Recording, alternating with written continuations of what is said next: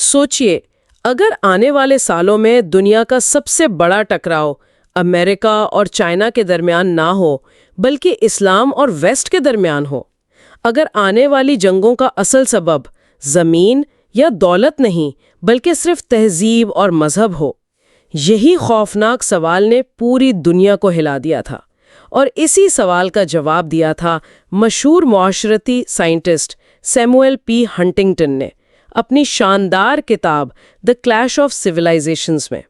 और यकीन मानिए, अगर आपने इस पॉडकास्ट को मिस कर दिया तो शायद आप कभी नहीं जान पाएंगे कि दुनिया का मुस्तकबिल किस मोड़ पर खड़ा है। शुरू करने से पहले एक छोटी सी बात। खुशामदीद है इल्म का साथी में तालीम का आपका हमसफर। ये AI जनरेटेड कंटेंट है जिसमें वॉइस के लिए AI टूल्स का इस्तेमाल हुआ है। कभी कभार तलफ़ुज़ में छोटी मोटी गलती हो सकती है, जैसे मर्द मुसन्निफ को खातून कह देना। ये ऑडियो सिर्फ तालीमी मकसद के लिए है। तो चलिए शुरू करते हैं। Part 1 a world of civilisations के chapter 1 the new era in world politics से। कोल्ड वॉर खत्म हो गई, लेकिन दुनिया में अमन नहीं आया। अब सवाल ये है, अगला दुश्मन आइडियोलॉजी होगा या तहजीब? तो आइए आज सर जंग के बाद की दुनिया को जरा समझने की कोशिश करते हैं। हमारे पास सैमुअल हंटिंगटन की मशहूर किताब तहजीबों का तसादुम, उसके कुछ अहम इक्तबासात हैं जी। और मकसद ये है कि हम देखें कि सकाफत यानी तहजीबी शनाख्तें आजकल आलमी सियासत पर कैसे असरअंदाज हो रही हैं। बिल्कुल। और इन ज़राए का जो मरकज़ी ख्याल है वो बहुत वाज़ेह है ना, कि दुनिया अब वो पुरानी तकसीमों से, मतलब नज़रियाती या माशी, उनसे आगे बढ़ गई है। तो फिर बुनियाद क्या है अब? बुनियाद अब है सकाफत, तहजीब। ये एक आप कहें बुनियादी तब्दीली है जिस पर ये मवाद रोशनी डालता है। और इसकी कुछ मिसालें भी दी हैं ज़राए में जो काफ़ी दिलचस्प हैं, जैसे मॉस्को में रूसी परचम का उल्टा लहराया जाना जी, या सरायों में सऊदी और तुर्की परचम। हाँ, और लॉस एंजलिस में मेक्सिकन परचमों की भरमार। तो सराय कहते हैं कि ये छोटी छोटी चीज़ें असल में एक बड़ी हकीकत की तरफ इशारा कर रही हैं। वो हकीकत ये है कि लोग सर्द जंग खत्म होने के बाद अपनी ज़्यादा गहरी, ज़्यादा बुनियादी शनाख्तों की तरफ लौट रहे हैं, यानी सकाफती शनाख्तें। अच्छा, दरअसल यही सकाफती शनाख्त है जिसे हम वसी पैमाने पर तहजीबी शनाख्त कह सकते हैं, जो अब तय कर रही है कि कौन किसके साथ है, कौन किसके खिलाफ। तो इत्तेहाद, इंतशार, तनाज़ुआत, ये सब इसी बुनियाद पर बन रहे हैं अब। जी हाँ, और ज़राए में एक अहम नुक्ता ये भी है कि शनाख्त के लिए अक्सर एक दुश्मन की ज़रूरत होती है, और आज की दुनिया में सबसे ख़तरनाक दुश्मनियाँ जो है वो मुख्तलिफ तहजीबों के बीच में पैदा होने का इम्कान है। अच्छा, तो इसका मतलब ये हुआ कि आलमी सियासत एक बिल्कुल नए दौर में दाखिल हो गई है। ज़राए इसे कह रहे हैं कि दुनिया पहली बार बेवक्त कसीर कुतबी यानी मल्टीपोलर, जी मल्टीपोलर, और कसीर तहजीबी यानी मल्टी सिविलाइजेशनल हो गई है। मतलब ताकत अब सिर्फ 2 सुपर पावर्स में नहीं बल्कि कई मराकज़ में बढ़ गई है। और वो मराकिज़ नजरियाती नहीं बल्कि तहजीबी हैं। लोग अब खुद को कैसे पहचानते हैं, हम कौन हैं, उसका जवाब अब नस्ल, मजहब, जुबान, तारीख, अक़दार, इन सब की बुनियाद पर दिया जा रहा है। हाँ, मगर रियासतें तो अब भी अहम है ना? ममालक का किरदार तो खत्म नहीं हुआ। नहीं, बिल्कुल नहीं। रियासतें अब भी मरकजी किरदार हैं, इससे इनकार नहीं किया ज़राए ने भी। लेकिन उनके मुफादात, उनकी पॉलिसियां, उनका रवैया, ये सब अब सकाफती अवामिल से मतलब बहुत ज़्यादा मुतासिर हो रहा है। कैसे? जरा वजाहत करेंगी? देखें, कौन सी रियासत किसकी दोस्त है, किसकी नहीं, उसका तयन अब मुश्तरका सकाफत या सकाफती फ़र्क की बुनियाद पर ज़्यादा हो रहा है। ज़राए के मुताबिक दुनिया अब उस सरजंग वाले 3 ब्लॉक्स नहीं रही, मगरिब, कम्युनिस्ट, गैर वाबस्ता। जी वो नहीं। अब दुनिया 7 या 8 बड़ी तहजीबों में बटी हुई नजर आती है।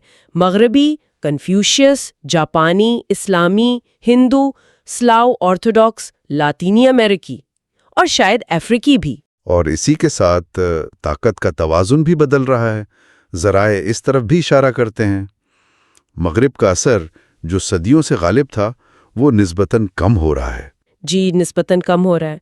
और दूसरी तरफ एशियाई तहजीबें, ख़ास तौर पर चीन, वो माशी तौर पर, फौजी तौर पर, सियासी तौर पर ज़्यादा मजबूत हो रही हैं। اور اسلامی دنیا کا بھی ذکر ہے، آبادیاتی پھیلاؤ ہے وہاں، اور کئی غیر مغربی معاشرے اب مغرب کی پیروی کرنے کے بجائے اپنی ثقافتی اقدار پر زیادہ زور دے رہے ہیں۔ بالکل، اور اسی بدلتے ہوئے منظرنامے میں ایک نیا عالمی نظام بن رہا ہے جو تہذیبوں پر مبنی ہے۔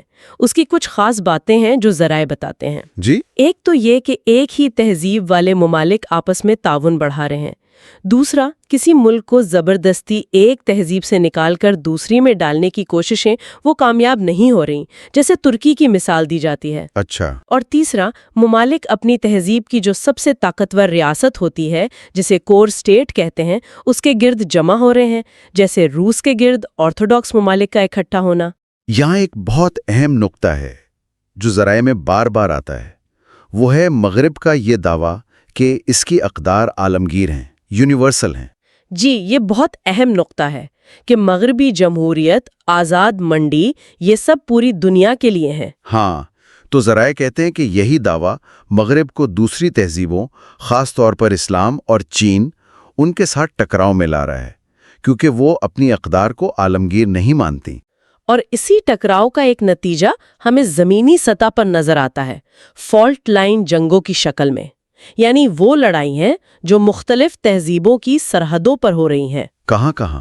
ذرائع خاص طور پر مسلمانوں اور غیر مسلموں کے درمیان تنازعات کا ذکر کرتے ہیں، بلکان، کفکاز، وسطی ایشیا، کشمیر وغیرہ۔ ان جنگوں کی ایک خطرناک بات ہم وطن ممالک کی حمایت ہے، کن کنٹری ریلنگ جسے کہتے ہیں۔ مطلب یہ کہ جب ایک تہذیب کے ممالک اپنے تہذیبی بھائیوں کی مدد کے لیے اس جنگ میں شامل ہو جاتے ہیں، اس سے جنگ کے پھیلنے کا بہت شدید خطرہ ہوتا ہے۔ تو ویسے سر جنگ کے بعد دنیا کو سمجھانے کے لیے اور بھی تو نظریات آئے تھے، ہے نا؟ کسی نے کہا دنیا ایک ہو جائے گی، تاریخ کا خاتمہ، لبرل جمہوریت کی جیت۔ جی، فوکویاما۔ کسی نے کہا نہیں، دنیا دو حصوں میں بٹے گی، مغرب بمقابلہ باقی سب۔ پھر وہ ریئلسٹ نظریہ ہے جو صرف ریاستوں اور ان کے مفادات کو دیکھتا ہے۔ اور کچھ نے کہا بس افراتفری ہوگی، انارکی۔ صحیح۔ ان سب کے مقابلے میں یہ تہذیبی نظریہ کہاں کھڑا ہے؟ دیکھیں، تہذیبی نظریہ ان باقی نظریات سے کچھ نہ کچھ لیتا ضرور ہے، لیکن یہ ایک زیادہ جامع تصویر پیش کرتا ہے۔ ذرائع کے مطابق زیادہ حقیقت پسندانہ بھی۔ کیسے؟ یہ مانتا ہے کہ ریاستیں اہم ہیں، لیکن ان کے مفادات ثقافت سے جڑے ہیں۔ یہ مانتا ہے کہ دنیا میں ہم آہنگی نہیں بڑھی، تقسیم گہری ہوئی ہے۔ یہ افراتفری کو بھی مانتا ہے، لیکن کہتا ہے کہ سب سے خطرناک اور سب سے بڑے تنازعات تہذیبی بنیادوں پر ہوں گے۔ اور کیا یہ نظریہ پیشگوئی کرنے میں مددگار رہا ہے؟ ماضی کو دیکھیں تو ہاں، کچھ حد تک۔ سوویت یونین اور یوگوسلاویا کا ٹوٹنا وہ اپنی تہذیبی سرحدوں کے مطابق ہی ٹوٹے۔ دنیا بھر میں مذہبی بنیاد پرستی کا دوبارہ ابھرنا، یہ سب چیزیں اس نظریے سے مطابقت رکھتی ہیں۔ تو خلاصہ یہ ہوا کہ ان ذرائع کی روشنی میں اگر ہمیں آج کی دنیا کو سرد جنگ کے بعد کی دنیا کو سمجھنا ہے تو ثقافت اور تہذیب کو مرکزی حیثیت دینی پڑے گی۔ شناخت کیسے بن رہی ہے، اتحاد کیسے ہو رہے ہیں، لڑائیاں کیوں ہو رہی ہیں، ان سب کے پیچھے تہذیبی عوامل کام کر رہے ہیں۔ بالکل۔ اور آخر میں ذرائع مغرب کے مستقبل کے حوالے سے ایک آپ کہیں تنبیہ یا مشورہ دیتے ہیں، وہ یہ کہ مغرب کی بقا اور خوشحالی اس بات پر منحصر ہے کہ مغربی لوگ اپنی منفرد تہذیبی شناخت کو سمجھیں اور اس کی قدر کریں۔ یعنی اسے عالمگیر نہ سمجھیں۔ جی، اسے عالمگیر نہ سمجھیں بلکہ منفرد سمجھیں، اور اسے دوسری تہذیبوں کے چیلنجز سے بچانے کے لیے آپس میں متحد ہوں۔ اور عالمی سطح پر ایک بڑی تہذیبی جنگ سے بچنے کے لیے ضروری ہے کہ دنیا بھر کے لیڈر اس نئی کثیر تہذیبی حقیقت کو مانیں اور اسی کے مطابق عالمی نظام چلانے کے لیے آپس میں تعاون کریں۔ یہ واقعی ایک گہری سوچ ہے، اور یہ ہمیں اس گفتگو کے اختتام پر ایک سوال کی طرف لاتا ہے جو ہم اپنے سامعین کے لیے چھوڑنا چاہیں گے۔ جی، اس کثیر تہذیبی دنیا میں کیا مختلف تہذیبوں کے درمیان طویل مدتی امن اور کوئی بامانی تعاون ممکن بھی ہے، یا پھر مستقبل میں ہمیں مزید تصادم ہی دیکھنے کو ملیں گے؟ یہ ایک بڑا سوال۔ اگلا chapter 2، Civilizations in History and Today ہمیں بتاتا ہے کہ انسانیت کی اصل پہچان ہمیشہ civilizations رہی ہیں، اور جب یہ ٹکراتی ہیں تو تاریخ خون سے بھر جاتی ہے۔ Chapter 2 Civilizations in History and Today تاریخ کا سب سے بڑا سبق یہ ہے، جب civilizations آمنے سامنے آتی ہیں تو سب سے خونی جنگ ہوتی ہے۔ آج کے اس تفصیلی جائزے میں آپ سب کو خوش آمدید۔ آج ہم ایک بہت دلچسپ موضوع پر غور کر رہے ہیں، تہذیبوں کی فطرت، وہ کیسے بنتی ہیں اور ان کا ارتقاء کیسے ہوتا ہے۔ ہمارے پاس تہذیبوں کی فطرت اور ان کا ارتقاء نامی کتاب سے کچھ اہم اقتباسات ہیں جو انسانی تاریخ کو تہذیبوں کی ایک کہانی کے طور پر دیکھتے ہیں۔ تو کوشش یہ ہوگی کہ ان ذرائع سے اہم نکات نکالیں، سمجھیں کہ تہذیب آخر ہے کیا، کیسے بنتی ہے، اور یہ انسانی گروہوں کی سب سے بڑی پہچان کیسے بن جاتی ہے۔ آئیے پھر اس موضوع کی گہرائی میں اترتے ہیں۔ جی بالکل، دیکھیں سب سے پہلے تو ایک بنیادی فرق سمجھنا ضروری ہے۔ 18ویں صدی میں جب تہذیب کا لفظ استعمال ہوا تو وہ اکثر بربریت کے مقابلے میں ایک مثالی واحد حالت کے لیے تھا، لیکن پھر وقت کے ساتھ ساتھ یہ خیال پختہ ہوا کہ نہیں، دنیا میں کئی تہذیبیں ہیں، جمع کا صیغہ استعمال ہونے لگا اور ہر ایک اپنے طریقے سے مہذب ہے۔ اچھا، یعنی کوئی ایک یونیورسل معیار نہیں ہے مہذب ہونے کا۔ تو پھر تہذیب ہے کیا بنیادی طور پر؟ کیا یہ صرف ٹیکنالوجی ہے یا ادارے یا کچھ اور؟ یہ بڑا دلچسپ سوال ہے۔ جرمن روایت میں اکثر فرق کیا جاتا ہے۔ وہ تہذیب کو زیادہ ٹیکنیکل چیزوں جیسے میکینکس، ٹیکنالوجی سے جوڑتے ہیں، اور ثقافت کو وہ اقدار، نظریات، آرٹ وغیرہ سمجھتے ہیں۔ لیکن جرمنی سے باہر زیادہ تر دنیا میں تہذیب کو ہی ایک وسیع تر ثقافتی اکائی مانا جاتا ہے۔ یہ کسی قوم کا، کسی بڑے انسانی گروہ کا پورا طرز زندگی ہے۔ اس میں ان کی قدریں، اصول، ادارے، سوچنے کے انداز سب شامل ہیں۔ تو ایک طرح سے یہ ثقافت کی سب سے بڑی، سب سے وسیع شکل ہے۔ اچھا، تو مطلب یہ ثقافتی شناخت کا سب سے بڑا دائرہ ہے۔ ذرائع میں وہ ایتھنز والوں کی مثال بھی تھی کہ انہوں نے اپنی مشترکہ یونانی شناخت کیسے بتائی، نسل، زبان، مذہب، رسم و رواج۔ جی بالکل، اور آپ نے مذہب کا ذکر کیا، وہ اکثر بہت مرکزی حیثیت رکھتا ہے۔ صحیح، تاریخ دیکھیں تو بڑی تہذیبیں اکثر بڑے مذاہب کے گرد ہی بنی ہیں، ان سے جڑی بھی ہیں۔ اور یہ بھی یاد رکھنا چاہیے کہ نسل اور تہذیب ایک چیز نہیں ہے۔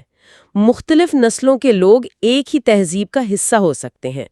تہذیبیں بہت جامع ہوتی ہیں، ان کے سارے حصے مل کر ایک کل بناتے ہیں، انہیں الگ الگ کر کے نہیں سمجھا جا سکتا۔ یہ وہ سب سے بڑا ہم ہے جس میں ہم ثقافتی طور پر گھر جیسا محسوس کرتے ہیں۔ اور یہ تہذیبیں، یہ ہم بہت لمبے عرصے تک قائم رہتی ہیں، صدیوں تک۔ لیکن لافانی بھی نہیں، ان کا بھی ایک دور ہوتا ہے۔ ذرائع میں کوئگلی اور ٹائنبی کا ذکر ہے جنہوں نے مراحل بتائے ہیں۔ جی ہاں، انہوں نے باقاعدہ مراحل بیان کیے ہیں، جیسے شروع میں مشکلات کا دور، پھر ایک عروج آتا ہے، شاید ایک عالمی ریاست بنتی ہے، اور پھر آخرکار زوال بھی آتا ہے۔ ٹھیک، ایک اور اہم بات سمجھنے کی یہ ہے کہ تہذیبیں بنیادی طور پر ثقافتی چیزیں ہیں، سیاسی نہیں۔ مطلب ایک تہذیب کے اندر کئی سیاسی اکائیاں ہو سکتی ہیں، ریاستیں، سلطنتیں، شہر ریاستیں، کچھ بھی۔ اچھا، مثال کے طور پر؟ جیسے چین ہے، وہ ایک تہذیب بھی ہے اور ایک ریاست ہونے کا دعویٰ بھی کرتی ہے۔ دوسری طرف جاپان ہے جو ایک تہذیب بھی ہے اور اتفاق سے وہ ایک ہی ریاست پر مشتمل ہے۔ سمجھ گیا، تو ثقافتی اکائیاں، سیاسی نہیں۔ یہ جاننے کے بعد آج کل دنیا میں کون کون سی بڑی تہذیبیں ہیں جن کا عام طور پر ذکر ہوتا ہے؟ عام طور پر جن تہذیبوں کو مانا جاتا ہے ان میں شامل ہیں چینی یعنی سینک، جاپانی، ہندو، اسلامی، مغربی، لاطینی امریکی اور ممکنہ طور پر افریقی تہذیب بھی۔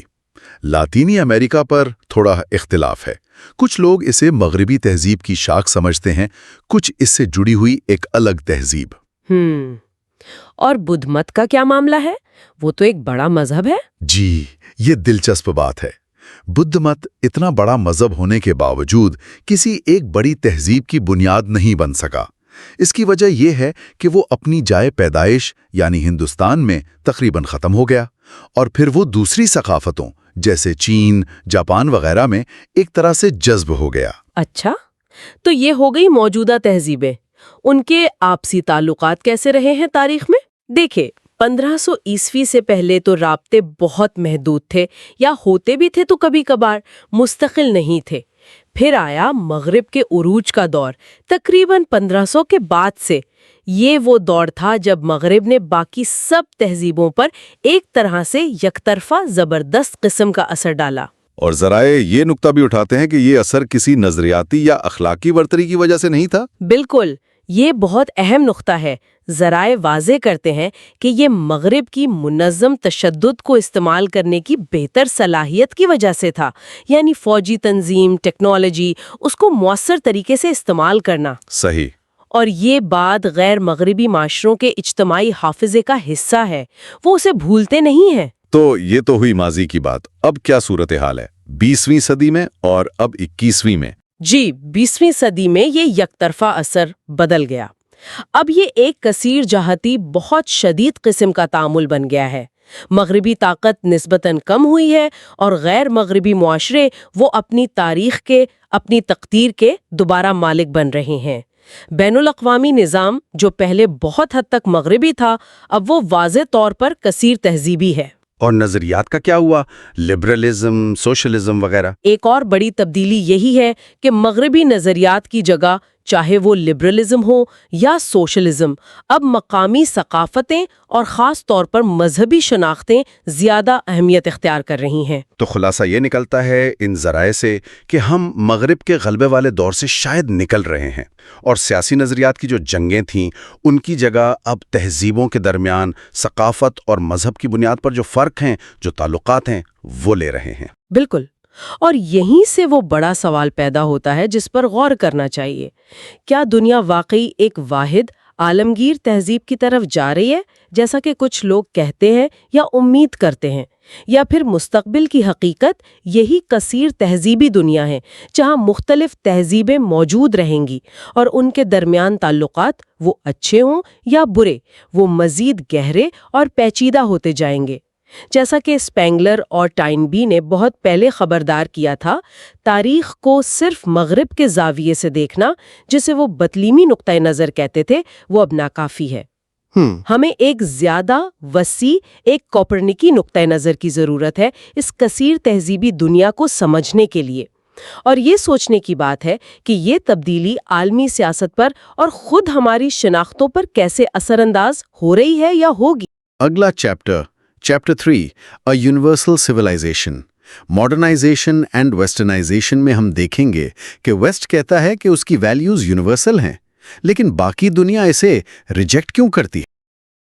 Chapter 3، A Universal Civilization، modernization and westernisation.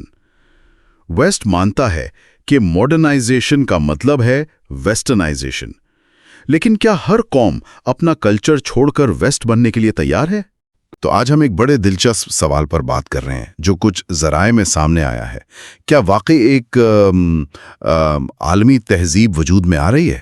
کیا دنیا ثقافتی طور پر ایک جیسی ہوتی جا رہی ہے؟ جی، یہ ایک کافی گہرا سوال ہے، اور اس کا ذکر وی ایس نائپال جیسے لوگوں نے بھی کیا کہ شاید انسانیت کسی مشترکہ اقدار کی طرف بڑھ رہی ہے، لیکن اس کے کئی مطلب نکالے جا سکتے ہیں جن پر غور کرنا ضروری ہے۔ بالکل، تو آج ہم یہی کوشش کریں گے کہ ان ذرائع کی روشنی میں سمجھیں کہ یہ جو عالمی تہذیب کا تصور ہے، اس کی اصل حقیقت کیا ہے۔ اس پر تھوڑی تفصیل سے بات کرتے ہیں۔ اچھا، تو شروع کہاں سے کریں؟ ایک خیال تو یہ ہے کہ کچھ بہت بنیادی انسانی اقدار ہیں، مثلا قتل کو برا سمجھنا، کیا یہی مل کر ایک عالمی تہذیب بناتی ہیں؟ یہ دلیل کیسی ہے؟ دیکھیں، یہ اقدار اہم تو ہیں، اس میں کوئی شک نہیں، لیکن یہ کوئی نئی بات نہیں ہے۔ یہ تو ہمیشہ سے زیادہ تر معاشروں میں رہی ہیں، تو یہ تاریخ میں جو بڑی تبدیلیاں آئی ہیں ان کی وضاحت نہیں کرتی۔ صحیح۔ پھر ایک اور ذکر ملتا ہے ڈیوس کلچر کا، یعنی وہ مشترکہ خیالات جو مغربی اشرافیہ اور کچھ غیر مغربی اشرافیہ میں پائے جاتے ہیں، جو لوگ عالمی کانفرنسوں وغیرہ میں ملتے ہیں۔ اچھا، وہ جو خاص طبقہ ہے۔ جی، مگر یہ طبقہ دنیا کی آبادی کا کتنا حصہ ہے؟ شاید 1% سے بھی کم، اور ان خیالات کی جڑیں کوئی بہت گہری نہیں ہیں، تو اسے عالمی تہذیب کہنا ذرا مشکل ہے۔ یعنی یہ بہت ہی محدود سی بات ہوئی، عام آدمی کی ثقافت پر تو شاید اس کا کوئی اثر نہیں ہوتا۔ ٹھیک ہے، اچھا تو پھر ان چیزوں کا کیا جو ہر جگہ نظر آتی ہیں؟ میرا مطلب ہے مغربی اشیاء جیسے جینز ہیں، کوک ہے، ہالی ووڈ کی فلمیں، کیا یہ مغربیت نہیں پھیلا رہی؟ یہاں ذرائع ذرا مختلف زاویہ پیش کرتے ہیں۔ وہ کہتے ہیں کہ یہ دلیل کافی سطحی ہے۔ سطحی کیسے؟ ایسے کہ یہ ثقافتی فیشن ہے، آج ہے کل نہیں۔ جینز پہننے یا کوک پینے کا مطلب یہ تو نہیں نا کہ کسی نے مغربی اقدار بھی اپنا لی، جیسے وہ میگنا کارٹا کی روح یا انفرادی آزادی کا تصور۔ اچھا ہاں، یہ بات تو ہے۔ بلکہ ہوتا یہ ہے، اور اکثر دیکھا گیا ہے، کہ جب مغربی میڈیا یا کلچر بہت زیادہ حاوی ہونے لگتا ہے تو غیر مغربی معاشروں میں ایک رد عمل آتا ہے، اپنی ثقافت کو بچانے کا جذبہ اور بڑھ جاتا ہے۔ تفریح ایک چیز ہے، ثقافتی طور پر بدل جانا بالکل دوسری۔ یہ بہت اہم نکتہ ہے۔ تو اگر پاپ کلچر ثقافتوں کو ایک نہیں کر رہا تو زبان کا کیا؟ انگریزی تو جیسے دنیا بھر میں پھیل رہی ہے، کیا یہ ثقافتوں کو قریب لا رہی ہے؟ یہاں بھی صورتحال دلچسپ ہے۔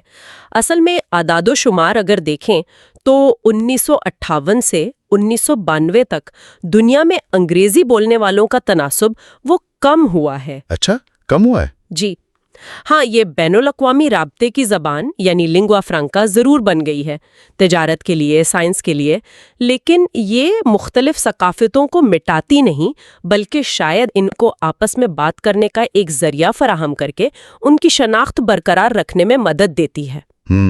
اور زبان کا پھیلاؤ تو ہمیشہ طاقت کے توازن سے جڑا ہوتا ہے۔ اب جیسے چین کی طاقت بڑھ رہی ہے تو ہو سکتا ہے مستقبل میں مینڈارن کا کردار زیادہ اہم ہو جائے۔ تو زبان بھی یکساں نہیں کر رہی، ٹھیک ہے۔ پھر مذہب کا کیا معاملہ ہے؟ کیا کوئی ایک مذہب ہے جو مطلب غالب آ رہا ہو؟ بالکل بھی نہیں، بلکہ الٹا ہو رہا ہے۔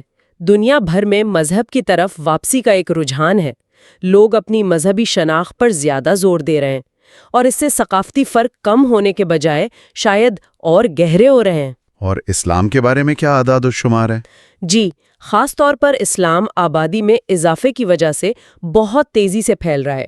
کچھ اندازے ہیں کہ 2025 تک دنیا کی تقریباً 30% آبادی مسلمان ہوگی، جو ممکنہ طور پر عیسائیوں کی تعداد سے بھی زیادہ ہو۔ تو یہ ساری چیزیں مطلب پاپ کلچر، زبان، مذہب، کوئی بھی ثقافتوں کو ایک نہیں کر رہا۔ تو پھر یہ بڑا سوال کہ کیا جدیدیت کا مطلب ہی مغربیت ہے؟ کیا ماڈرن ہونے کے لیے مغربی بننا ضروری ہے؟ یہی تو وہ بنیادی غلط فہمی ہے جسے یہ ذرائع رد کرتے ہیں۔ مغربی تہذیب تو جدید ہونے سے صدیوں پہلے بھی موجود تھی، ہے نا؟ جدیدیت کیا ہے؟ صنعت کاری، شہروں کا پھیلاؤ، تعلیم کا عام ہونا، ٹیکنالوجی، یہ سب۔ جی، ان چیزوں کا لازمی مطلب یہ نہیں کہ آپ مغربی بھی ہو جائیں۔ غیر مغربی معاشرے بالکل جدید ہو سکتے ہیں اور ہو رہے ہیں، اپنی ثقافت، اپنے اداروں، اپنی اقدار کو مکمل طور پر چھوڑے بغیر۔ جاپان کو دیکھیں، سنگاپور کو دیکھیں، چین بھی ایک مثال ہے۔ بلکہ ذرائع تو یہ بھی اشارہ دیتے ہیں کہ جدیدیت الٹا مقامی ثقافتوں کو مزید طاقت دے سکتی ہے۔ بالکل ہوتا یہ ہے کہ جدیدیت سے معاشی اور فوجی طاقت بڑھتی ہے۔ اس سے معاشروں میں اپنی ثقافت، اپنی تہذیب پر اعتماد بڑھتا ہے۔ صحیح۔ اور دوسری طرف جب جدیدیت آتی ہے تو پرانے سماجی رشتے وہ ٹوٹتے ہیں، ایک طرح کا شناختی بحران پیدا ہوتا ہے۔ تو لوگ اس خلا کو کیسے پر کرتے ہیں؟ اکثر اپنی جڑوں کی طرف، یعنی مذہب اور اپنی ثقافت کی طرف لوٹ کر۔ تو نتیجہ کیا نکلتا ہے؟ دنیا زیادہ جدید ہو رہی ہے، لیکن ساتھ ساتھ کم مغربی ہو رہی ہے۔ یہ ہے کہ ان ذرائع کی بنیاد پر ایک واحد عالمی تہذیب کا جو تصور ہے وہ کافی کمزور نظر آتا ہے۔ ثقافتی فرق بہت حقیقی ہیں اور برقرار ہیں، اور سب سے اہم بات، جدید ہونا اور مغربی ہونا یہ دو بالکل الگ چیزیں ہیں۔ جی بالکل۔ اور آخر میں ایک سوال جو شاید سننے والوں کو سوچنے پر مجبور کریں اگر یہ دنیا ثقافتی طور پر ایک نہیں ہو رہی اور ساتھ ساتھ طاقت کا توازن بھی مغرب سے دور جا رہا ہے تو مستقبل میں یہ جو مختلف تہذیبیں ہیں ان کے آپس میں تعلقات کیسے ہوں گے، وہ ایک دوسرے کے ساتھ کیسے پیش آئیں گی، یہ ایک بڑا سوال ہے۔ اگلا حصہ part 2 The Shifting Balance of Civilizations Chapter 4 The Fading of the West Power, Culture and Indigenization دکھاتا ہے کہ جب ایک تہذیب اپنے آپ کو سب سے بڑا سمجھنے لگتی ہے اس وقت اس کی گراوٹ شروع ہو جاتی ہے۔ آپ نے دیکھا ہنٹنگٹن کہتے ہیں کہ ویسٹ کی سوچ کو دنیا یونیورسل نہیں سمجھتی اور یہیں سے کلیش کا آغاز ہوتا ہے۔ اگر آپ کو لگتا ہے کہ یہ بات آپ کے ذہن کو جھنجھوڑ رہی ہے تو اس ویڈیو کو ابھی لائک کیجیے اور اپنے دوستوں کے ساتھ شیئر کیجیے، اور ہاں، چینل سبسکرائب ضرور کیجیے ورنہ آپ اگلی سب سے انٹرسٹنگ بات مس کر دیں گے۔ Part 2 The Shifting Balance of Civilizations The Fading of the West Power, Culture and Indigenization west اپنے آپ کو اب بھی طاقتور سمجھتا ہے لیکن اصل میں اس کی قدرت دھیرے دھیرے زوال کی طرف جا رہی ہے۔ آج ہم مغرب کی عالمی طاقت کے کافی پیچیدہ موضوع کا جائزہ لے رہے ہیں۔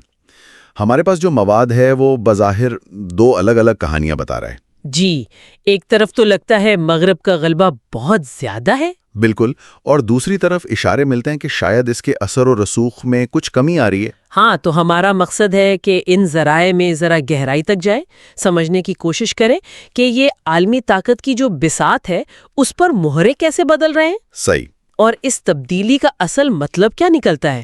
تو پہلی کہانی وہ تو کافی سیدھی لگتی ہے۔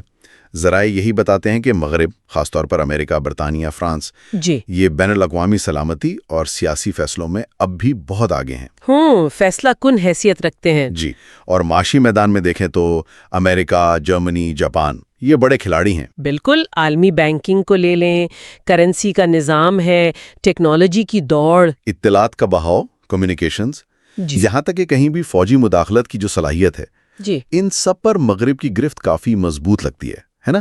ہاں، مضبوط تو ہے، مگر اسی مواد میں نا ایک دوسری زیادہ آپ کہیں کہ پیچیدہ کہانی بھی ہے۔ اچھا، وہ کیا کہتی ہے؟ وہ یہ کہتی ہے کہ مغرب کی یہ طاقت شاید مطلق نہیں رہی، مطلب نسبتاً کم ہو رہی ہے۔ نسبتاً کم کس لحاظ سے؟ ذرائع کئی چیلنجز کی طرف اشارہ کرتے ہیں، جیسے معیشت کی رفتار سست ہونا، آبادیاتی تبدیلیاں ہیں، کہیں آبادی بڑھ نہیں رہی، کہیں بوڑھی ہو رہی ہے، سرکاری قرضے بڑھ رہے ہیں، اور کچھ مغربی معاشروں میں اندرونی سماجی مسائل بھی ہیں، جیسے اعتماد میں کمی یا سماجی تقسیم۔ صحیح۔ اور دوسری طرف یہ تو بہت واضح ہے کہ معاشی طاقت کا جو مرکز ہے وہ تیزی سے مشرقی ایشیا کی طرف جا رہا ہے۔ ہاں، یہ تو سننے میں آتا ہے۔ تو سیاسی اثر و رسوخ بھی وہیں جا رہا ہے۔ تو پھر یہ دونوں باتیں کیسے سچ ہو سکتی ہیں؟ ایک طرف زبردست طاقت، دوسری طرف کمزوری کے اشارے، اصل حقیقت کیا ہے؟ دیکھیں، ذرائع کا تجزیہ یہی بتاتا ہے کہ شاید بے وقت دونوں باتیں کسی حد تک درست ہیں۔ مغرب مجموعی طور پر اب بھی سب سے زیادہ طاقتور ہے، اچھا، اور شاید اگلے کچھ عرصے تک رہے، لیکن یہ تصویر جامد نہیں ہے۔ طاقت کا توازن آہستہ آہستہ بدل رہا ہے۔ مطلب طاقت پھیل رہی ہے۔ جی، زیادہ منتشر ہو رہا ہے۔ یہ صرف مشرقی ایشیا کی بات نہیں بلکہ دوسری تہذیبوں میں بھی طاقت کے نئے مراکز بن رہے ہیں۔ اچھا، تو یہ صرف معاشی یا سیاسی طاقت کی تقسیم نہیں ہے، اس کا مطلب کچھ اور گہرا ہے۔ بالکل، اور یہاں بات واقع دلچسپ ہو جاتی ہے۔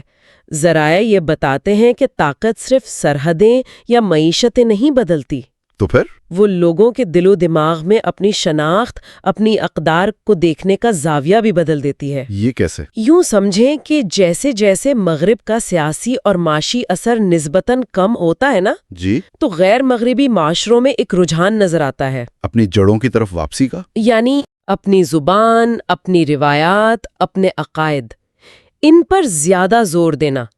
اسے انڈیجنائزیشن کہہ سکتے ہیں۔ اچھا، مقامی رنگ میں رنگ جانا۔ جی، یوں لگتا ہے کہ جب بیرونی طاقت کا اثر کم ہوتا ہے تو لوگ اپنی کامیابی کی وجہ مغربی نکالی میں نہیں ڈھونڈتے، تو پھر کہاں ڈھونڈتے ہیں؟ وہ اپنی تہذیبی اساس میں، اپنی روایات میں اس کی وجہ تلاش کرنے لگتے ہیں۔ واہ، یہ تو بہت گہری بات ہے کہ ثقافت جو ہے وہ طاقت کے پیچھے چلتی ہے۔ بالکل۔ اور ذرائع کے مطابق یہ جو ثقافتی احیاء ہے اپنی جڑوں کی طرف واپسی، یہ اکثر مذہب کی شکل میں زیادہ نظر آتا ہے۔ جی ہاں، یہ ایک اہم مشاہدہ ہے۔ مواد میں یہ بات واضح طور پر سامنے آتی ہے۔ دنیا کے کئی حصوں میں، خاص طور پر مسلم اکثریتی ممالک، بھارت اور مشرقی ایشیا کے کچھ علاقوں میں وہاں مذہبیت اور مذہبی شناخت پر زور بڑھ رہا ہے۔ اس کی کیا وجہ ہو سکتی ہے؟ اسے اکثر جدیدیت کے دباؤ اور بعض اوقات مغربی سیکولر اقدار کے عالمی پھیلاؤ کے رد عمل کے طور پر دیکھا جاتا ہے۔ اچھا، مطلب ایک طرح کا رد عمل؟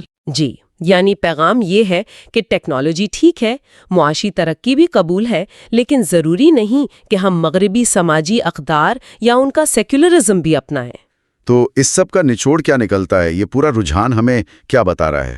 ایک طرح سے یہ ایک اعلان ہے کہ ہم جدید ضرور بنیں گے، مگر اپنی شرائط پر، اپنی اقدار کے ساتھ۔ ہم آپ جیسے نہیں بنیں گے، یعنی ثقافتی خود مختاری کا دعویٰ۔ بالکل۔ تو خلاصہ یہ ہے کہ مغرب کا غلبہ اگرچہ ابھی بھی ہے، مگر وہ بدتدریج کم ہو رہا ہے۔ صحیح۔ طاقت اور اثر و رسوخ دنیا کی دوسری تہذیبوں میں منتقل ہو رہے ہیں، اور اس کا ایک بڑا نتیجہ غیر مغربی ثقافتوں اور مذہبی شناختوں کا ایک نئے سرے سے احیاء ہے۔ تو تجزیہ یہ بتاتا ہے کہ ہم صرف طاقت کی منتقلی نہیں دیکھ رہے ہیں، بلکہ ایک بڑی تہذیبی تبدیلی کے دور سے بھی گزر رہے ہیں۔ یہ واقعی غور طلب بات ہے۔ جی بالکل۔ اور یہیں سے ہمارے سننے والوں کے لیے ایک سوال ابھرتا ہے۔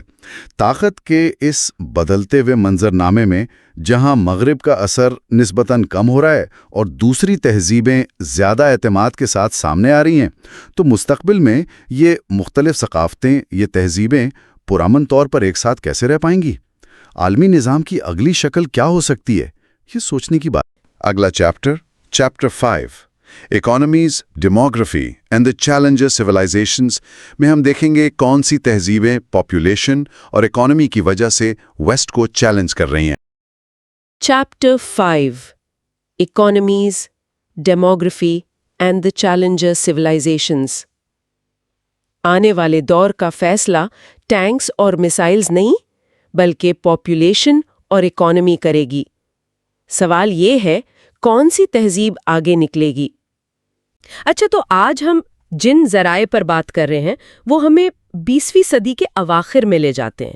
یہ ایک بڑا دلچسپ دور تھا جب دنیا میں طاقت کا توازن بدل رہا تھا۔ جی بالکل۔ اور مغرب کو دو بالکل مختلف سمتوں سے چیلنجز آ رہے تھے۔ ایک طرف ایشیا تھا اور دوسری طرف اسلامی دنیا۔ صحیح۔ تو آج ہماری کوشش یہ ہوگی کہ ان ذرائع کی مدد سے سمجھے کہ بھئی یہ چیلنجز کیوں ابھرے، ان کے پیچھے کیا محرکات تھے، اور ظاہر ہے ان کے ممکنہ اثرات کیا ہو سکتے تھے۔ بالکل۔ اور دیکھیں، ان ذرائع کا تجزیہ اہم اس لیے ہے کہ یہ دو بہت مختلف راستہ دکھاتا ہے کہ کس طرح غیر مغربی تہذیبیں اپنی شناخت، اپنی طاقت کا اظہار کر رہی تھیں۔ اچھا۔ ایک چیلنج تو آیا معاشی ترقی سے، یعنی پیسے کی طاقت سے، اور دوسرا آیا سماجی تبدیلیوں اور آبادی کی ایک بڑی لہر سے۔ یعنی دونوں کے محرکات بنیادی طور پر مختلف تھے۔ جی ہاں، بالکل مختلف۔ اور یہی چیز مغرب کے لیے ایک نئی اور آپ کہہ لیں پیچیدہ صورتحال پیدا کر رہی تھی۔ تو آئیے پہلے ایشیا والے چیلنج کی بات کرتے ہیں جو معیشت سے جڑا تھا۔ ذرائع مشرقی ایشیا کی حیران کن معاشی ترقی کو بہت نمایاں کرتے ہیں۔ جی، جاپان، پھر وہ 4 ٹائیگرز کا ذکر ہے، جنوبی Korea, Taiwan, Hong Kong, Singapore. اور چین تو ہے ہی۔ اور چین، بالکل۔ ان سب کی ترقی کی رفتار مغرب کے مقابلے میں بہت بہت تیز تھی۔ ہاں، جیسے وہ مثال دی گئی ہے کہ چین نے صرف 1 دہائی میں اپنی فی کس پیداوار کو دگنا کر لیا تھا۔ یہ تو مطلب غیر معمولی بات ہے۔ بالکل غیر معمولی۔ لیکن یہاں ایک اور دلچسپ بات جو ذرائع بتاتے ہیں وہ صرف پیسے کی نہیں ہے۔ وہ کہتے ہیں کہ اس معاشی کامیابی نے ایک گہری ثقافتی خود اعتمادی پیدا کی۔ صحیح۔ ایشیائی رہنما اپنی ثقافت، خاص طور پر وہ کنفیوشس اقدار جیسے اجتماعیت، نظم و ضبط، محنت، ان کو نہ صرف سراہنے لگے بلکہ بعض اوقات یہ بھی کہا کہ یہ مغربی ثقافت سے بہتر ہے۔ جی، یہ بہت اہم نکتہ ہے۔ ذرائع اسے ایشیائی دعویٰ یا ایشین افرمیشن کا نام دیتے ہیں۔ یہ صرف معاشی کامیابی پر فخر نہیں تھا، اچھا، یہ ایک پورا یقین تھا، ایک بلیف سسٹم بن رہا تھا کہ ایشیا نہ صرف معاشی طور پر مغرب سے آگے نکل جائے گا، بلکہ یہ کامیابی ان کی اپنی منفرد ثقافتی اقدار کی وجہ سے ہے۔ تو وہ اپنی کامیابی کو اپنی اقدار سے جوڑ رہے تھے؟ بالکل، اور یہ کہ ان کا ماڈل جو مغربی یا سوویٹ ماڈل سے الگ تھا، وہ باقی دنیا کے لیے بھی ایک متبادل ہو سکتا ہے۔ چین اور جاپان جیسے ملکوں نے تو باقاعدہ اپنی ثقافتی جڑوں کی طرف واپسی پر زور دیا۔ یہ تو ہوئی ایشیا کی کہانی۔ معیشت سے خود اعتمادی بڑھی، لیکن جیسا آپ نے شروع میں کہا، اسلامی دنیا میں تصویر بالکل مختلف تھی۔ وہاں کیا چل رہا تھا؟ جی، وہاں صورتحال بالکل الگ تھی۔ وہاں جو ایک وسیع ثقافتی، سماجی اور سیاسی بیداری نظر آئی، جسے اسلامی احیاء کہا گیا۔ Islamic resurgence. جی، اسلامک ریسرجنس۔ اس کے پیچھے بنیادی ڈرائیور معاشی کامیابی نہیں تھی، بلکہ ذرائع کہتے ہیں کہ سماجی تبدیلیاں اور آبادی میں بہت تیز اضافہ یہ کلیدی عوامل تھے۔ آبادی میں اضافہ کس طرح؟ خاص طور پر نوجوانوں کی تعداد میں زبردست اضافہ، یعنی 15 سے 24 سال کی عمر کے نوجوان۔ یہ وہ نسل تھی جو اکثر شہروں میں رہ رہی تھی، تعلیم یافتہ بھی تھی، اور یہی اسلامی تحریکوں کے لیے ایک اہم بنیاد بنی۔